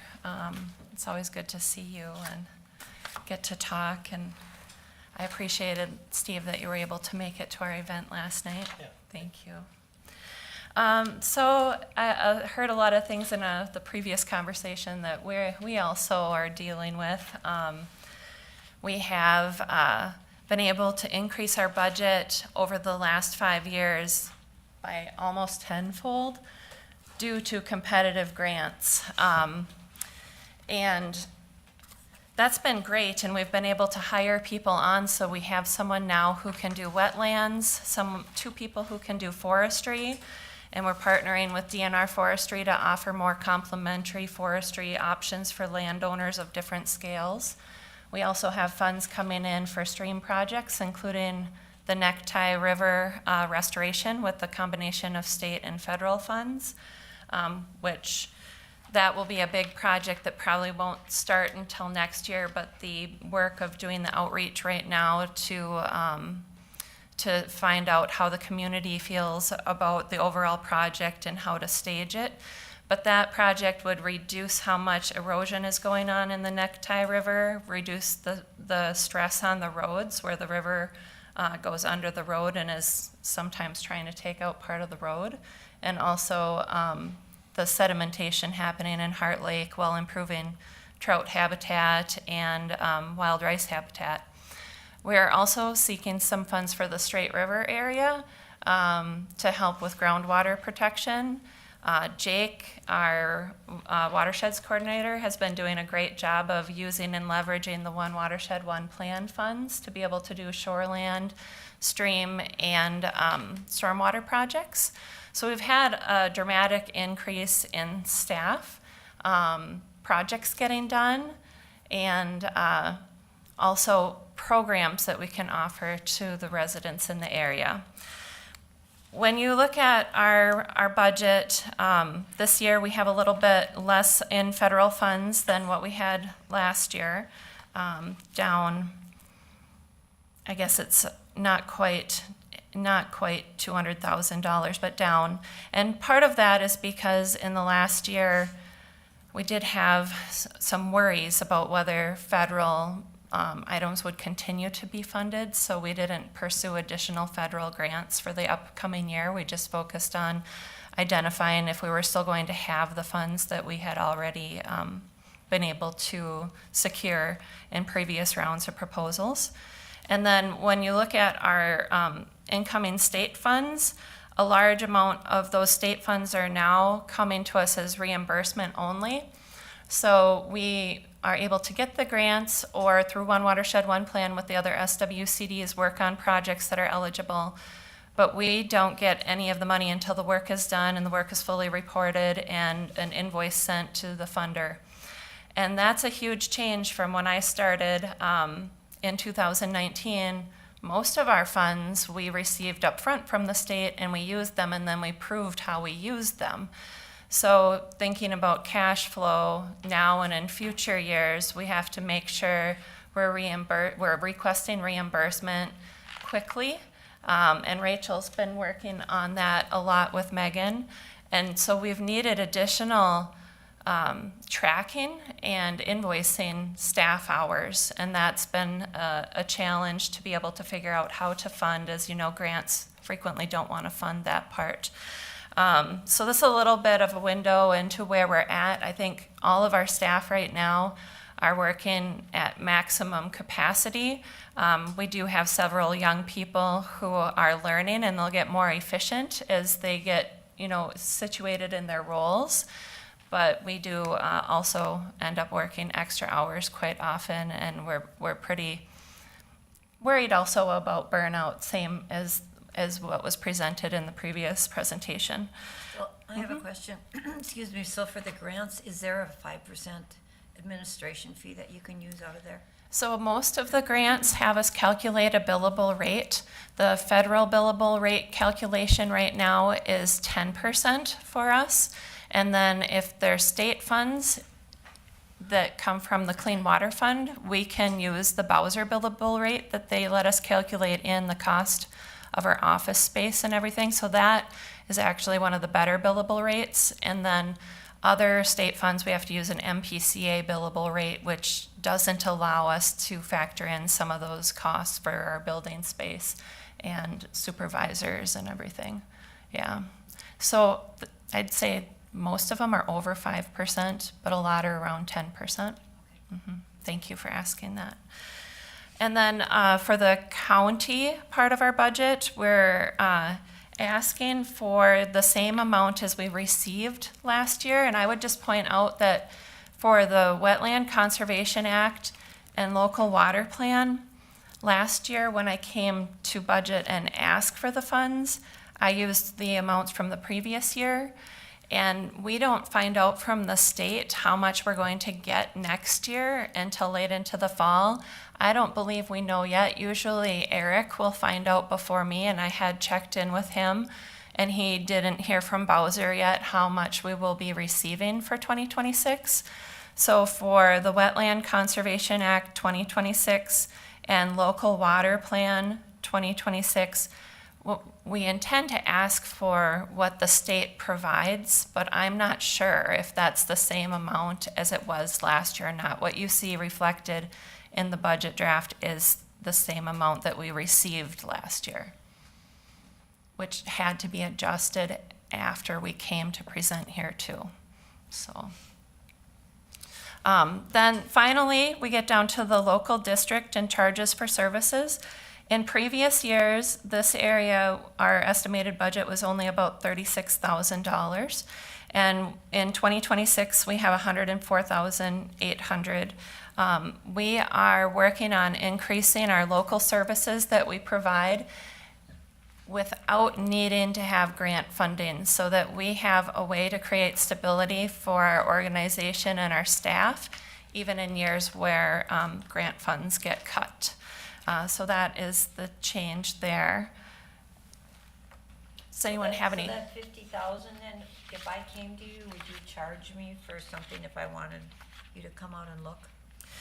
So we are doing lawn conversion to buffer and tree planting projects. Currently, we have a grant from DNR Forestry to be doing those projects. So if you came in today and we're going to do the project this fall or spring, we would do a 75% cost share, where the DNR Forestry funds could pay for the 75% and we'd ask you to pay for 25%. In future years, what we want to do is, when we have funds, make the cost share available. And when we don't have grant funds, still offer the program but not have the cost share option.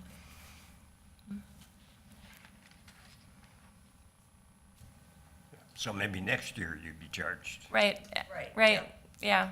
Okay. How's that going? Is it being used well? So far, we've done a lot of forestry projects that are different scales, smaller scales, that include a partial lawn conversion. So a lot of times where people want to bring their forest line closer into their yard, they're asking to have some lawn conversion at the edge of the forest.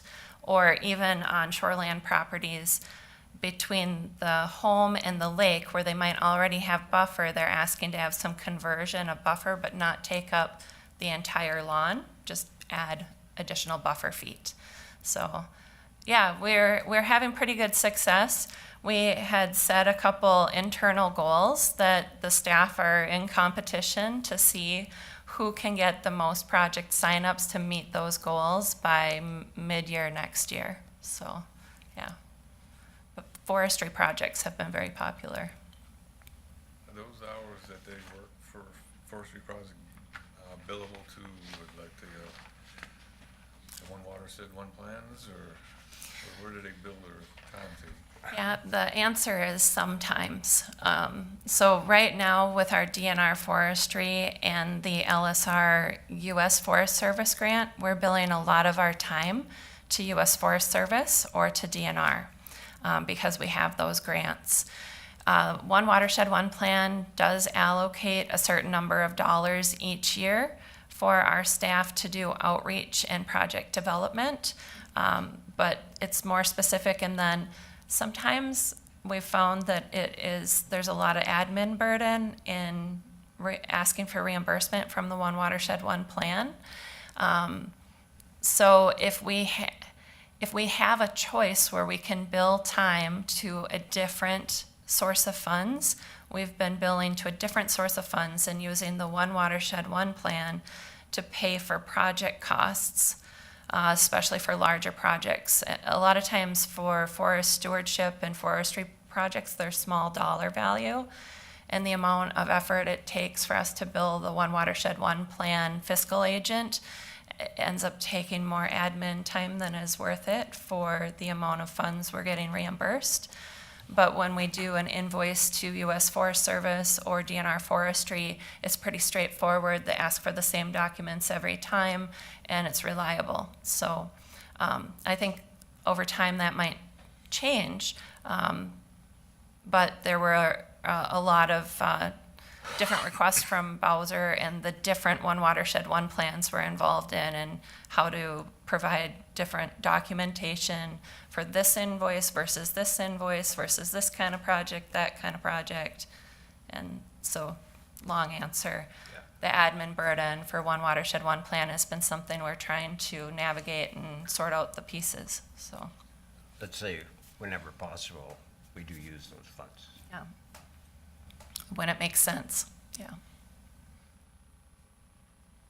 Thank you. Does anyone have any other questions about the budget specifically that we had submitted? if no, I was going to bring up the Lake Beltane, because we've been talking about Lake Beltane, me and you for a couple years, right? And it's been coming up. In our work plan, I did put a page in here about what we have been doing and what I think the next steps are for Lake Beltane. And you all would have seen this information when we had the presentation from AECom, Sean and his team. The budget that I'm putting forward to you guys today, I don't have specific funding for Lake Beltane. I do think that this winter, when there are calls for proposals, it would be a good time to seek funding for the scoping and community engagement process. At this time, I don't know which RFPs might be coming out. In the past, some of the U.S. Fish and Wildlife funds could be used for this kind of project for coordination. I don't know if they'll be available this year, but we had talked about coordinating a community group to make everybody aware and able to have input, and then a website or a web page, landing page, where people can access information over the course of figuring out what to do to help Lake Beltane and the water level in that whole chain and area. And I don't know how the county and the SWCD will, over the whole course of sorting that out and doing something, how we will want to partner together. So if the county is thinking about setting aside some funds to be able to start those groups in 2026, I think it would be helpful if we would also have a discussion on who would have the capacity and be the best fit to organize the group. I know Sean has been reaching out to me to find out if we want to move forward, and I haven't had any new funds available to say, yeah, or even my time has been pretty maxed out. We do have to meet this fall for the local water management plan, because we're due to submit a revision if we want to keep it by January. So Megan and I have been working on drafting a new revision of the local water management plan with some assistance from technical support for information. And maybe that would be a good time to think about how we want to look at Lake Beltane and where it fits into our local water plan priorities and how we want to seek funds together. So like I said, it's not included in the budget that I've submitted, and I'm not sure what we want to consider doing, except that we did talk about how important it'll be to include the whole community. Any project to solve the water level problem for Lake Beltane potentially will impact the chain of lakes upstream, and then the Crow Wing chain of lakes downstream, potentially, depending on what a solution is. And we wouldn't want anyone to feel like they can't access the information, find out and ask questions of whatever group is working on potential solutions. So the big funding requirement is, if we figure out some entity to organize here to work with Sean and stuff, is to, next step would be funding for a feasibility study, correct? Correct, yeah. And then for coordinating that community inclusion piece. And that takes, because you're answering phone calls, especially when something is new, it's going to be a lot of phone calls, probably letters, making sure a website is up to date, making sure that communication is being done well so no one feels left out. So minus the cost of a feasibility study, which hopefully we could get a grant to do, Yeah. what kind of administrative budget do you think would be needed? Now, that might depend on how deep, how fast we want to go into the process. I know people are very anxious. I think we could do a lot with $10,000, but that would be have to be reevaluated once we got into it and saw how much communication people are desiring. So, and I think because it would be a very large project and potentially have maintenance costs depending what the solution identified would be. I mean, we don't have to know that yet, but I think the solutions, the total solution is probably outside of the scope of the SWCD. So addressing it, there are roles we can play. And I think we need to decide how we want to work together. And that local water management plan, if we have a section in there that we look at, potentially could lay out how we want to partner and plan to work on it together. And a feasibility study would take 2 years by the time you apply and possibly would be awarded on a good day? Yeah, I think that that's probably accurate. And, a feasibility study, we need people who have experience in that kind of scale project. Sean at AECom does. There are lots of others who do. And if we were to be able to get grant funding, a project of that scale, we would most certainly be required to get bids. Probably, I'm guessing they would probably be sealed bids depending on where the funds are coming from, or they might come from multiple sources, so, yeah. So I think we're at a crossroads, in my opinion, here. It's like the preliminary study he did identified that it is a problem. Yeah, And it appears did. like it's gonna continue to be a problem. It's just a matter of, do we have the desire to try and put in a more permanent solution? And that next step would have to be, we have to organize some entity to take the lead here to guide that next step. And I don't mind writing the proposals, but if we are, depending on who's going to do the, which parts of the work, I will need to be able to work with someone else who can identify costs the county would have that we'd want to include in a proposal where we can. Just saying that even if we are not the leader of the total process, I'm still willing to help write proposals for getting the funding for us as a group. And I'm sure you have proposal writers too that we can work with, but there's a lot to consider, and I just wanted to bring it up while we were here so you knew what I was thinking about it and I could find out what you're thinking about it. So long-term maintenance on that, can we do a taxing district that, so only the property owners on Beltane would pay for that? I'm not sure. I think How does that work? if they did a lake improvement district, then yes. I'm not sure if there are other ways. I'm not familiar with that. Do some research. Maybe Jeff knows. It would probably end up being a lake improvement district, which were all the fashion 15 years ago, and then I don't think there's been one created since, a flurry of them, especially in Crow Wing County.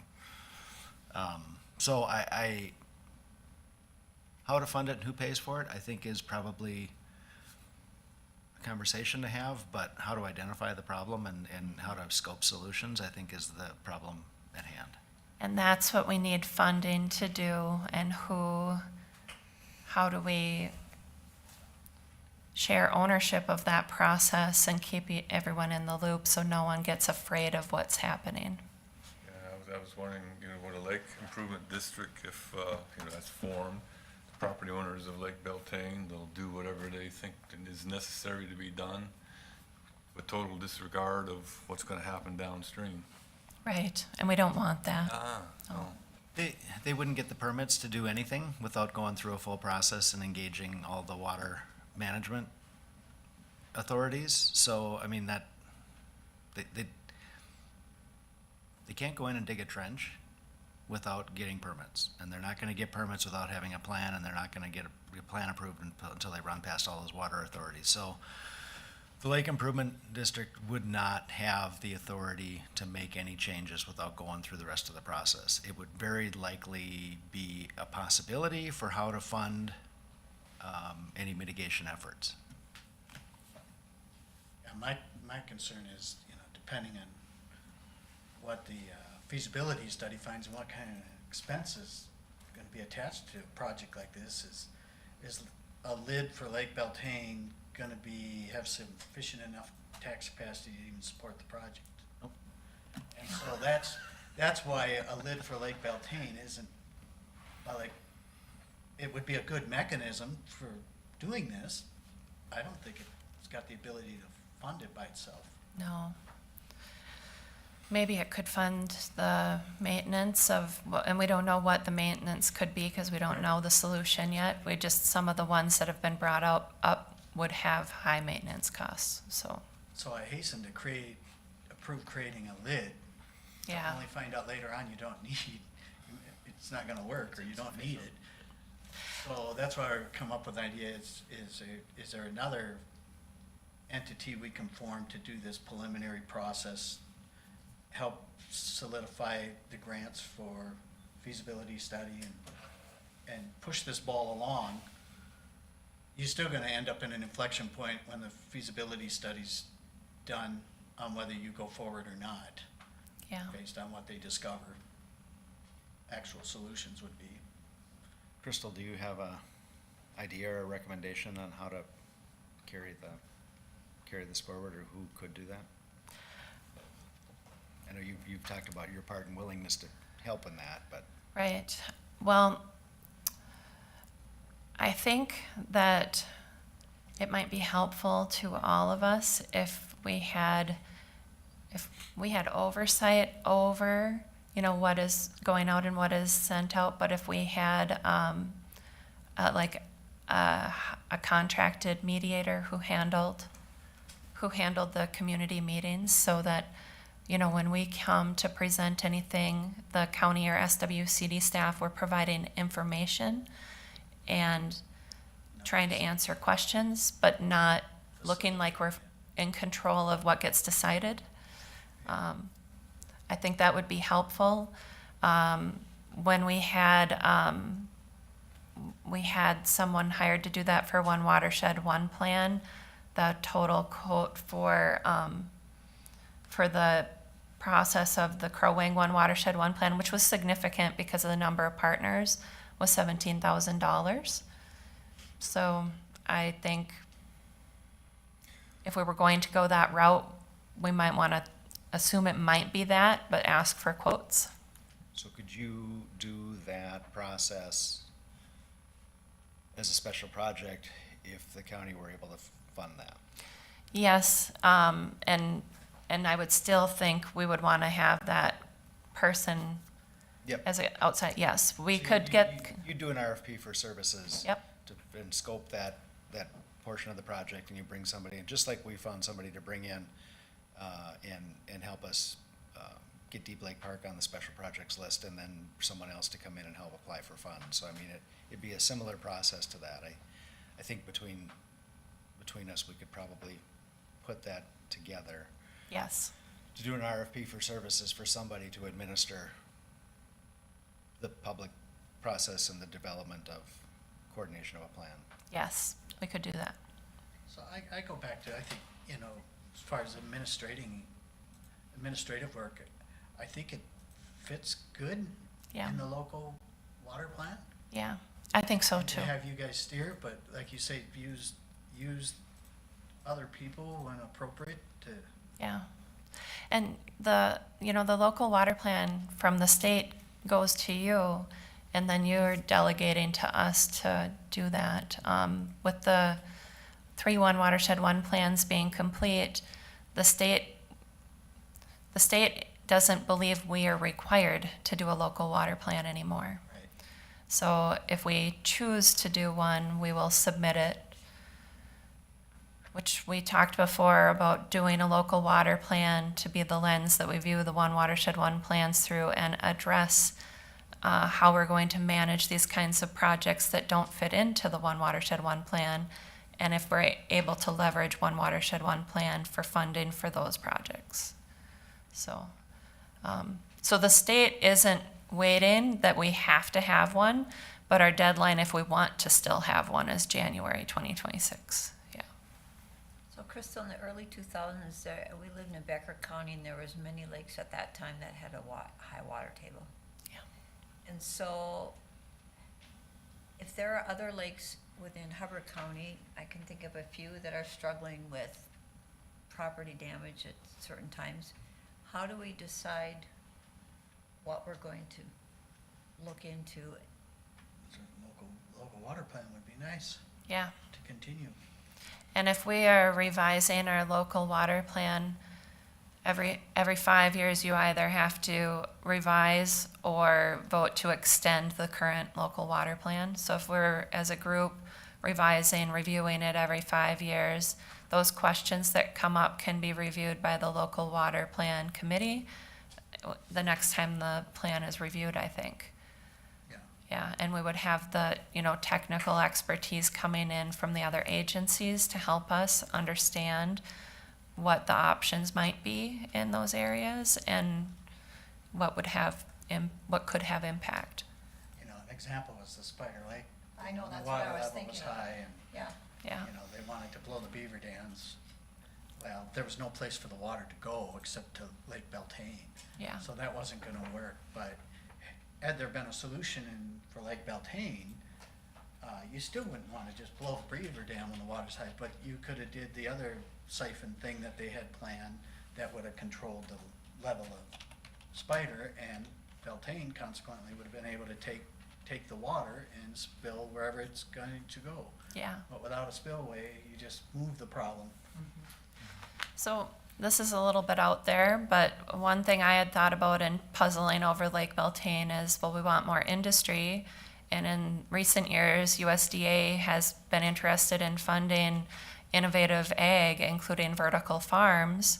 Would there be a potential business opportunity for someone in the community to build a vertical farm in Nevis or around Nevis and be able to get a permit to use some of the water to help keep the water level at the right level? And maybe they could have a contract that when they didn't need the water for their vertical crops, that they could still use to help keep it at the level desired. So just speaking that out loud, that to say there's probably other solutions that might be fundable, where someone could get a grant to start a business that could help. And if we had these community groups in the loop, people might be thinking of those things, and new solutions that might work would come up because more people are talking. Or just irrigation use. Right. But we I did, don't think there's much irrigation around Nevis. Sean More and, much agriculture. Sean and I did look at the nearest irrigated fields to see if it would be reasonable to pump water to those fields, and it would be very expensive. It would be quite a distance and elevation change, so, yeah. But maybe technology will make that more feasible in the future, I don't know. Yeah, Or maybe, I brought it up with Krista because trying to get some feedback from you guys on, and, what might be the best route to go from here. Is it the local water plan and have soil and water kind of get it in that plan, and then put some numbers to what it would take to administer different parts of the local water plan, including this, yeah. and then potentially ask for budget? I think, if we're partnering closely on, if we use our local water plan to partner together more and meet our vision for our people in Hubbard County, it also will help us request more funds for not just a Lake Beltane potential project, but other projects. And then if we're able, we had been asked last year to do that bus tour for the legislative group. If we're able to plan a bus tour where we invite our legislators and have us on the bus with them, we can also get better at showing the state why they should send money out to our area. Lots of thoughts on long-term strategy, but Yeah. But we would have to, unless we want to delay it a whole nother year, we would have to figure out in this budget cycle whether we wanted to budget anything for, if we want any work to be done next year. Right. And I have my eye on lists for proposals to see if there's anything that we could write over the winter. But if we know we want to proceed with something, it would be wise to have enough to proceed in the smallest increment we're comfortable with for 2026, and then seek the funds. Even seeking the funds, if we say Hubbard County has put this much aside for these steps in 2026, that will help us be able to get funds. So what were we talking, was it like 15 to 20,000 to get started? Yeah, I was thinking 10 to 20. If we could find that for next year's budget, would be a good start. It'd be under the category local watershed plan then? The what? It'd be under the category of local watershed plan. It could be, yeah. So having lived through the early 2000s on a property that we literally had sandbagged to save our house, if we could come up with some sort of funding to get started on this, I would be supportive, because there is an economic factor to this. If we have a lot of rain and the lake goes up, we want tax capacity, but if houses are properties destroyed in the meantime, the tax capacity goes down. And so a long-term solution is hopefully, instead of just delay, somehow come up with some dollars. Well, I Even think- if we have to yeah. delay for a year by building up the pot. Yeah. Well, I think the local watershed plan is the first place to go, Yep. to get it started. Definitely. For that over lid, so. Yeah. Yeah. Keep in mind that climatologists are telling us that we're going to get more precipitation in this area. Yeah. So the problem will only be exacerbated. Yeah. Likely. So personally, I would be supportive of trying to figure out how to get 10 to 20 grand into their budget for the local water plan and getting the Beltane Okay. information in there and start throwing a budget together in the local, and priority in the local water plan on how to move forward, Okay. get a feasibility study going, grants. And then do you also want a local water plan, the updated Yeah, one? I think it would be part of it. Yeah. Yeah, I think it's really important that we do that. As One Watershed, One Plan can do a lot, and it's really nice to know that there's consistent funds coming for projects. I don't think it's wise locally to let multiple One Watershed, One Plans be our vision for how we're going to manage our water. We need something to pull everything together Yeah, we have for us. unique issues here, and Yeah. you have all the information. It's just putting it together and then prioritizing and figuring out how to fund what you need to put it into action. Yeah. And with Lake Beltane and too, because the water coming up, water quantity, Bowser has told us isn't an eligible issue for One Watershed, One Plan funds. And we have looked at septic systems, and at what point does water quantity become a water quality issue? We don't want to get to that point, but at some point, with water going up, it would get to that. And I think other funders would hear that argument and say, yeah, that's another reason it's important. So, Would that be when you should be able to get dollars from the, growing water, One Watershed plan? I mean, would think. from the information that we've received back at this point, if we get to the point where that is a problem, which we don't want it to become a problem before we do something. So as long as it's just this is what they're telling us, it doesn't mean it won't change with conversations. But currently, it's water quantity, not water quality. We've brought up the septic system vulnerability. I disagree with that assessment. I do too. I keep talking about it and bring it up with different people, see if someone can. Right. So, They kind of work hand in hand. I mean, it just makes sense. Right, I agree. It should be obvious, right? Yeah. So, I see the big picture. You got the support to make a change in the budget then, and Okay, we'll work on the budget. okay. Jeff, do you just want to let me know if you need anything from me, when and what? I'd actually like an updated budget request that shows the special project line Okay, in that amount. Okay. I think that'd be the easiest thing to, And it would be clear and everybody could identify it easily. is there a specific dollar amount? Did you want me to do a range or? put in 20, up to 20. I've heard that number a couple of times. Okay. Thank you.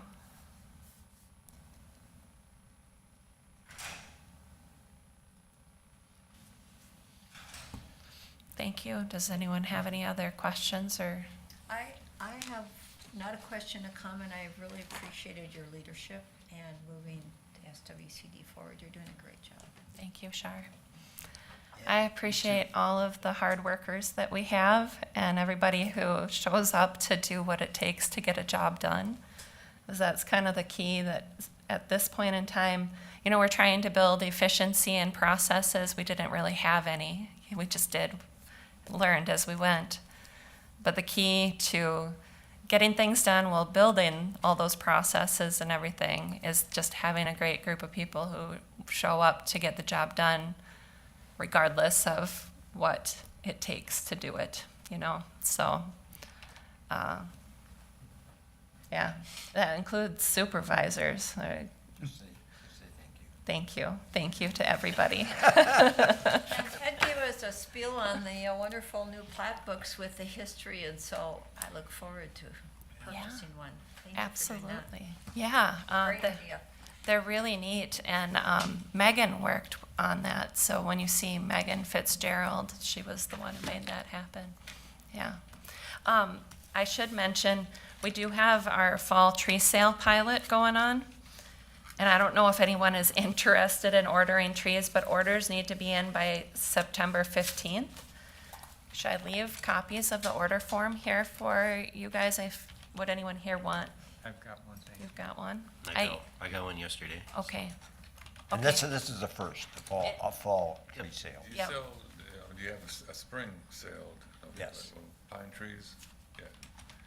'Cause I know my HOA is gonna want some in the spring, but we don't know exactly where we're gonna put them yet. Our spring tree sale will proceed as normal. We just had this opportunity to work with Bedora on piloting a fall tree sale, and we wanted to do some fall projects too. So we'll see how it goes. If it goes well, we'll do it again. If it doesn't, we won't. So, yeah. Thank you. All right, thank you. Yes, thank you.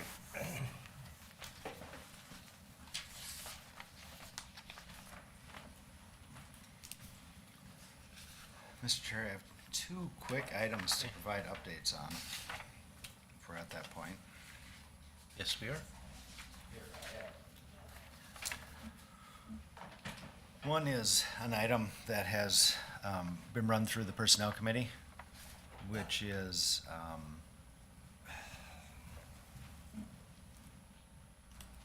to take a look at some market adjustments for certain leadership positions within the organization that are outside of the scope of, we're not competitive with the market. Primary example would be attorney, assistant county attorney, pretty much the top 3 or 4 classifications within our classification system. A couple of years ago, when they took off the limit, remember it used to be that no one that worked in the public could make more than the governor, and they took that rule out. Well, now the market is determining the rates for those positions. So, Personnel Committee has reviewed it. The recommendation would be to recalibrate the 25 compensation schedule for grades 20 to 26 and add a grade 27 in order to adjust those positions so that they're within market range. Right now, everything else is within market range. And another one that Personnel Committee wants to bring forward is to expand the scope of our benchmark counties that we use, from the 5 contiguous counties, to include Crow Wing, Itasca, Otter Tail as that next tier. Becker, well, Becker's already on there. Aiken County, Crow Wing, Itasca, and Otter Tail as being competitive counties for us. And when we looked at that, it didn't necessarily skew the market adjustments for us, but what it really did provide for us is a good base of comparison with the 5 contiguous counties. They don't all have the same positions we do. They don't all have full-time emergency managers. They don't all have land commissioners. They don't all have a lot of some of the specialized positions that we do. So I just wanted to identify and update that is, we'd be bringing those 2 forward. We'd do the comparison counties first, and then we'd bring the item relative to changing the compensation schedule. That amount of that change in the compensation schedule in the 2026 budget is about $160,000. It's already in there. It's in there for planning purposes. So we'll bring that to you on the 16th, next week. Just kind of an update. Unless you have questions about that at this point.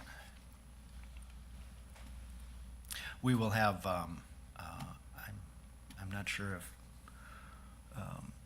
Tess is going to be available for that meeting. I think she will be available for that meeting to present the same information and answer the questions specifically about the market study that she did for Personnel Committee.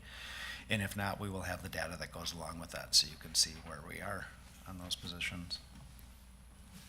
And then the second thing is just to review the handouts that I left on your desks this morning.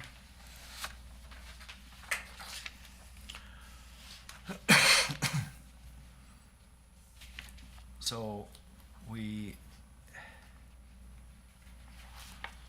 Commissioner Kruger was correct. The number that we're standing at right now is a 12% increase over last year's number. This number is the goal that we talked about getting to. But I will tell you that the actual, that we've made these adjustments already. We showed the $200,000 in the new positions for human services that we're not going to put in there.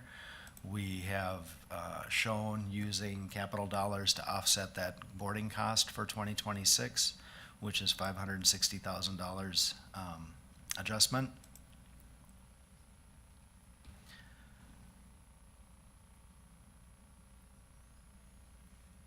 There's J14 minus J28. We got good news on our healthcare reimbursement. They were able to negotiate us down to 13 instead of 14.5%. So this number of $65,000 is an adjustment to be made in the budget. I talked about the 2% budgeting at 98% compensation instead of 100% compensation. And if we do that across the balance of the organization, there's an additional $457,000 that we can eliminate. In looking at the last 2 years, our compensation budget is running at about 96.5%, so I think 2% is conservative and provides us an opportunity to do that, which gets us to $23,430, which is 9.5%, and leaves $530,000 to goal to get to this 7% increase of $22.9 million. I recognize that's not your goal, but I recognize that was the target that we identified we were going to try to get to before next week, when next week we're going to have to set the preliminary levy for 2026. Questions? So does that include the social services budget as Brian presented, the levy amount? It does, and the positions that they've added. And I can tell you that in addition to this 457 and 65, I am planning to withdraw the request for the accountant in the auditor's office, and may bring it up next year during budgeting.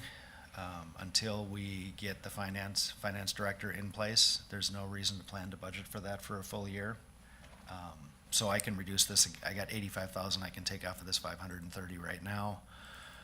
I think we can find the other 450, 445 to bring, I will just bring you a budget that shows a levy of 22.9 for preliminary levy next week. That is, if we leave the $150,000 payment from solid waste back to the general fund. And the really only, Just delays it, that's all. it just delays it. I guess we could, you still have latitude to that.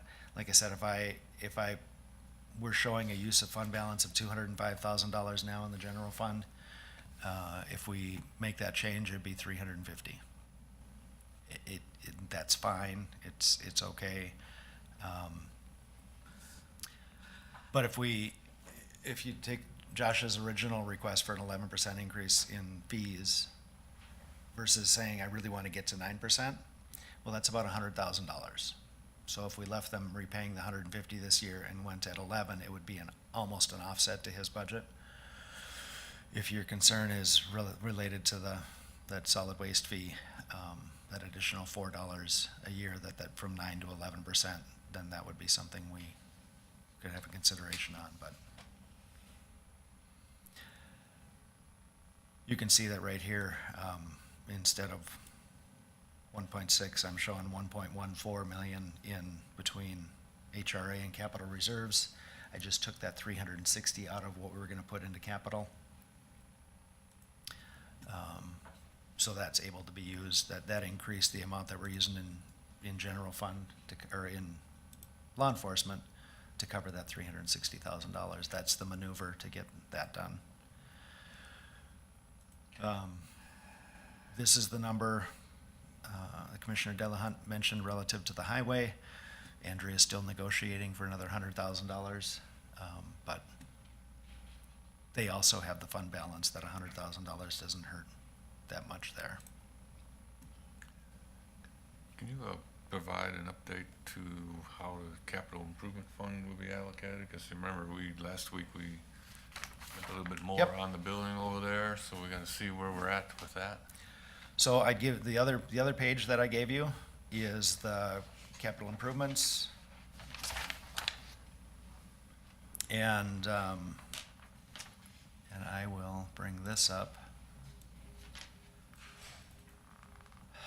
So last week we approved the $84,000 in plan review changes for the project. We approved that change order. The next one that we are going to be looking at is this change of scope to include the rest of the offices in the LEC that were not on the plan. And it's basically everything past the sheriff's office down that back hallway to include office rooms, the restroom facilities, all of that. So that's what that number is. The estimated furniture budget for that would be $80,000. This 23,252 is the added scope to do all the rest of the public spaces on first and second floor carpeting in the government center. And this is an estimate on change in scope in including new furniture for the attorney's offices. Jonathan had said that wasn't necessary. I let it go. I probably should have argued that and I didn't spend that much time in there, but their office furniture isn't inconsistent and isn't necessarily terribly professional, and it's past the age where it should be replaced. So law enforcement has dedicated funds where they would cover the cost of the furniture if we approve the change of scope for their additional stuff. So in the end, what I'd be asking for is for us to take $250,000 out of 2025 capital improvement dollars and allocate it to the project to be used if necessary. Basically, that's going to cover what we've used in our contingency fund at this point, so that we've maintained that contingency fund for actual things that happen when we're doing the major work. If you look at the handout from the 119 capital improvements, we've not had any actual projects spent in 2025. So out of a $1.25 million budgeted, we haven't used it this year, which is good. That just carries forward into the fund balance for future projects. But I'm saying that's where it is, and that's how we would allocate that money to not have it affect what we're doing for budgeting for 2026. I guess I was thinking about the plan review changes for the law enforcement center there, and I'm really surprised that the consultant, when they designed it, that they missed a roof access ladder when they knew they had heating, cooling capacities on top of the building. I mean, that's sort of like a no-brainer.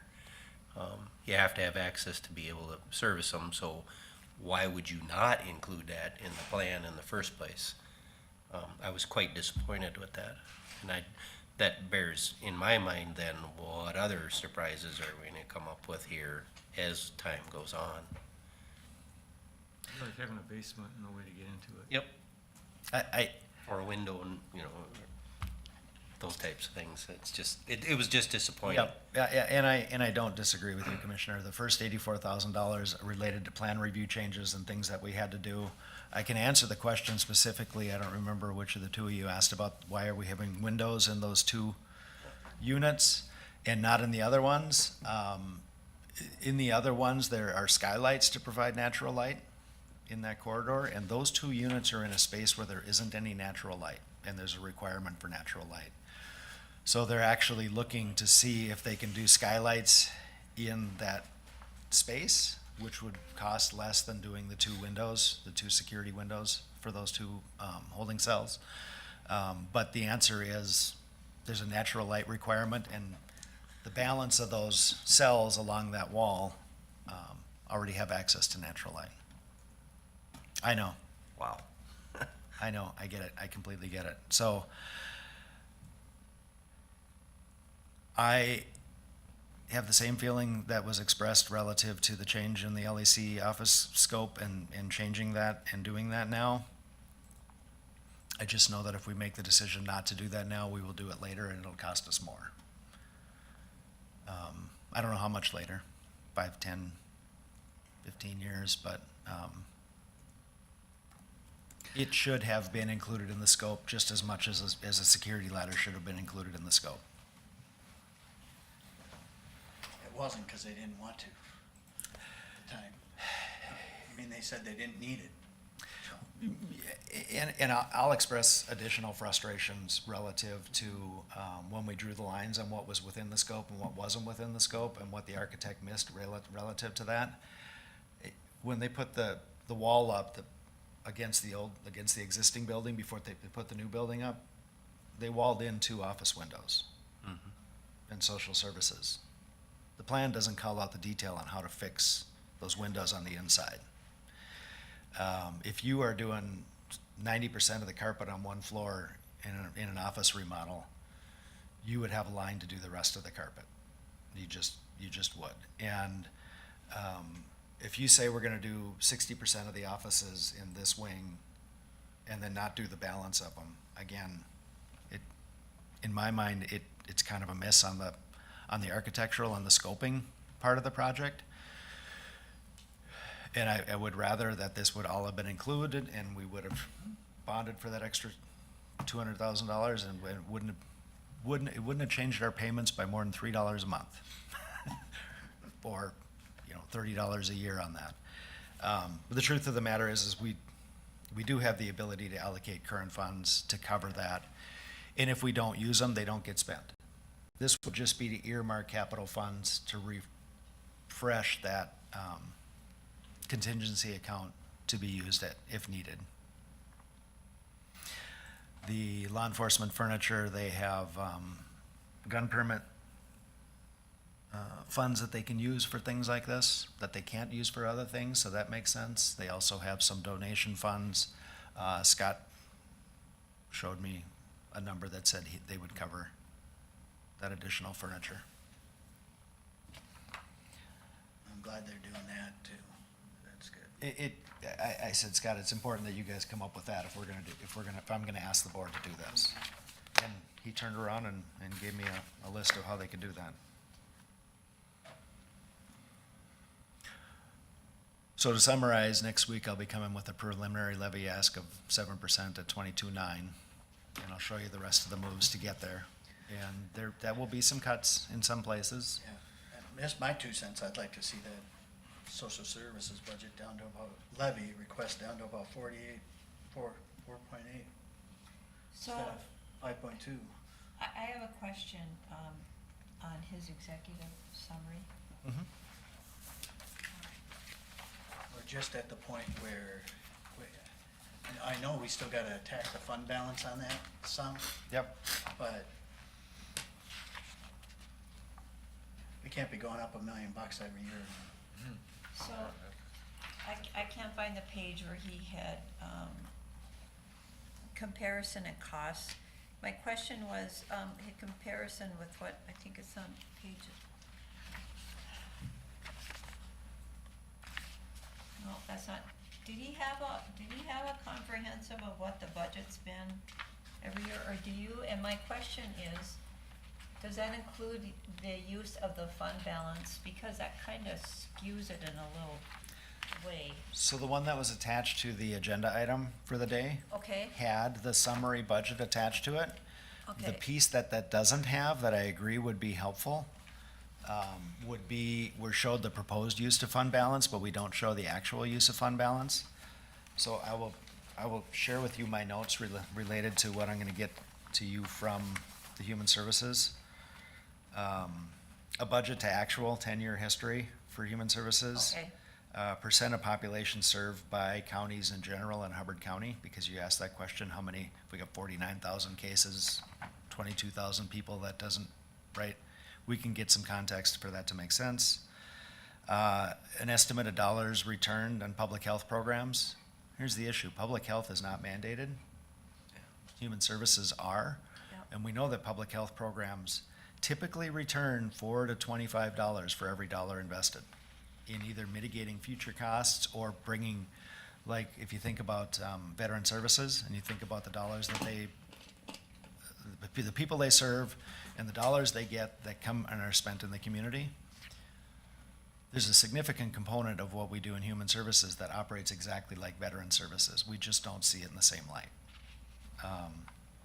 And then state recovery's 5-year history. I know you asked how Clarice is doing, and I think it's really important to see that since she's been on board, that number has skyrocketed for us. So I'm gonna get you those additional details. well, that would be helpful, cause if you look at the state budget, unless something changes legislatively, in 2027, we're gonna see massive transfer of Obligations. costs Yep. to the county. So as we're thinking about what to do in 26, that's also, we have to think about what's gonna happen in 27 that we have no choice over. And If it was as easy as a statement of, putting more money into preventative stuff, we would have done it a long time ago, and we would be in a lot better shape than we are. It's really just not that easy, because you can't control what goes on in households. Nor And- should you. Just- But unless Yep. there's mentorship, a lot of people, it's too Yeah. hard to change. You're fighting a battle is really hard to win because you're not in the house. You're not in charge. And I said, nor should you be, nor should you want to be, but that's where it all starts. And then how do you break that cycle through the education system if you don't even teach basic finance to every child and just different things like that? It's just broken. I know there's some schools that are bringing back finance, personal finance, home finance into their class curriculum, so. Yeah, there's always That's been good. an elective, I know. I don't know if it's mandatory now. Some I think. There were some schools that are Finally making it mandatory. Yep. I just had this conversation with my grandkids because we were talking about how, spending $20 to $50 on drinks, coffee or whatever, a week at that age group is considered a need. No. But you can lead a horse to water, you can't Yeah. make them drink. If you're disinterested in the stuff being taught to you, it's not going to matter until you're interested in it. It's just, it's really tough. Okay, is there anything else? I don't believe so. And we will adjourn.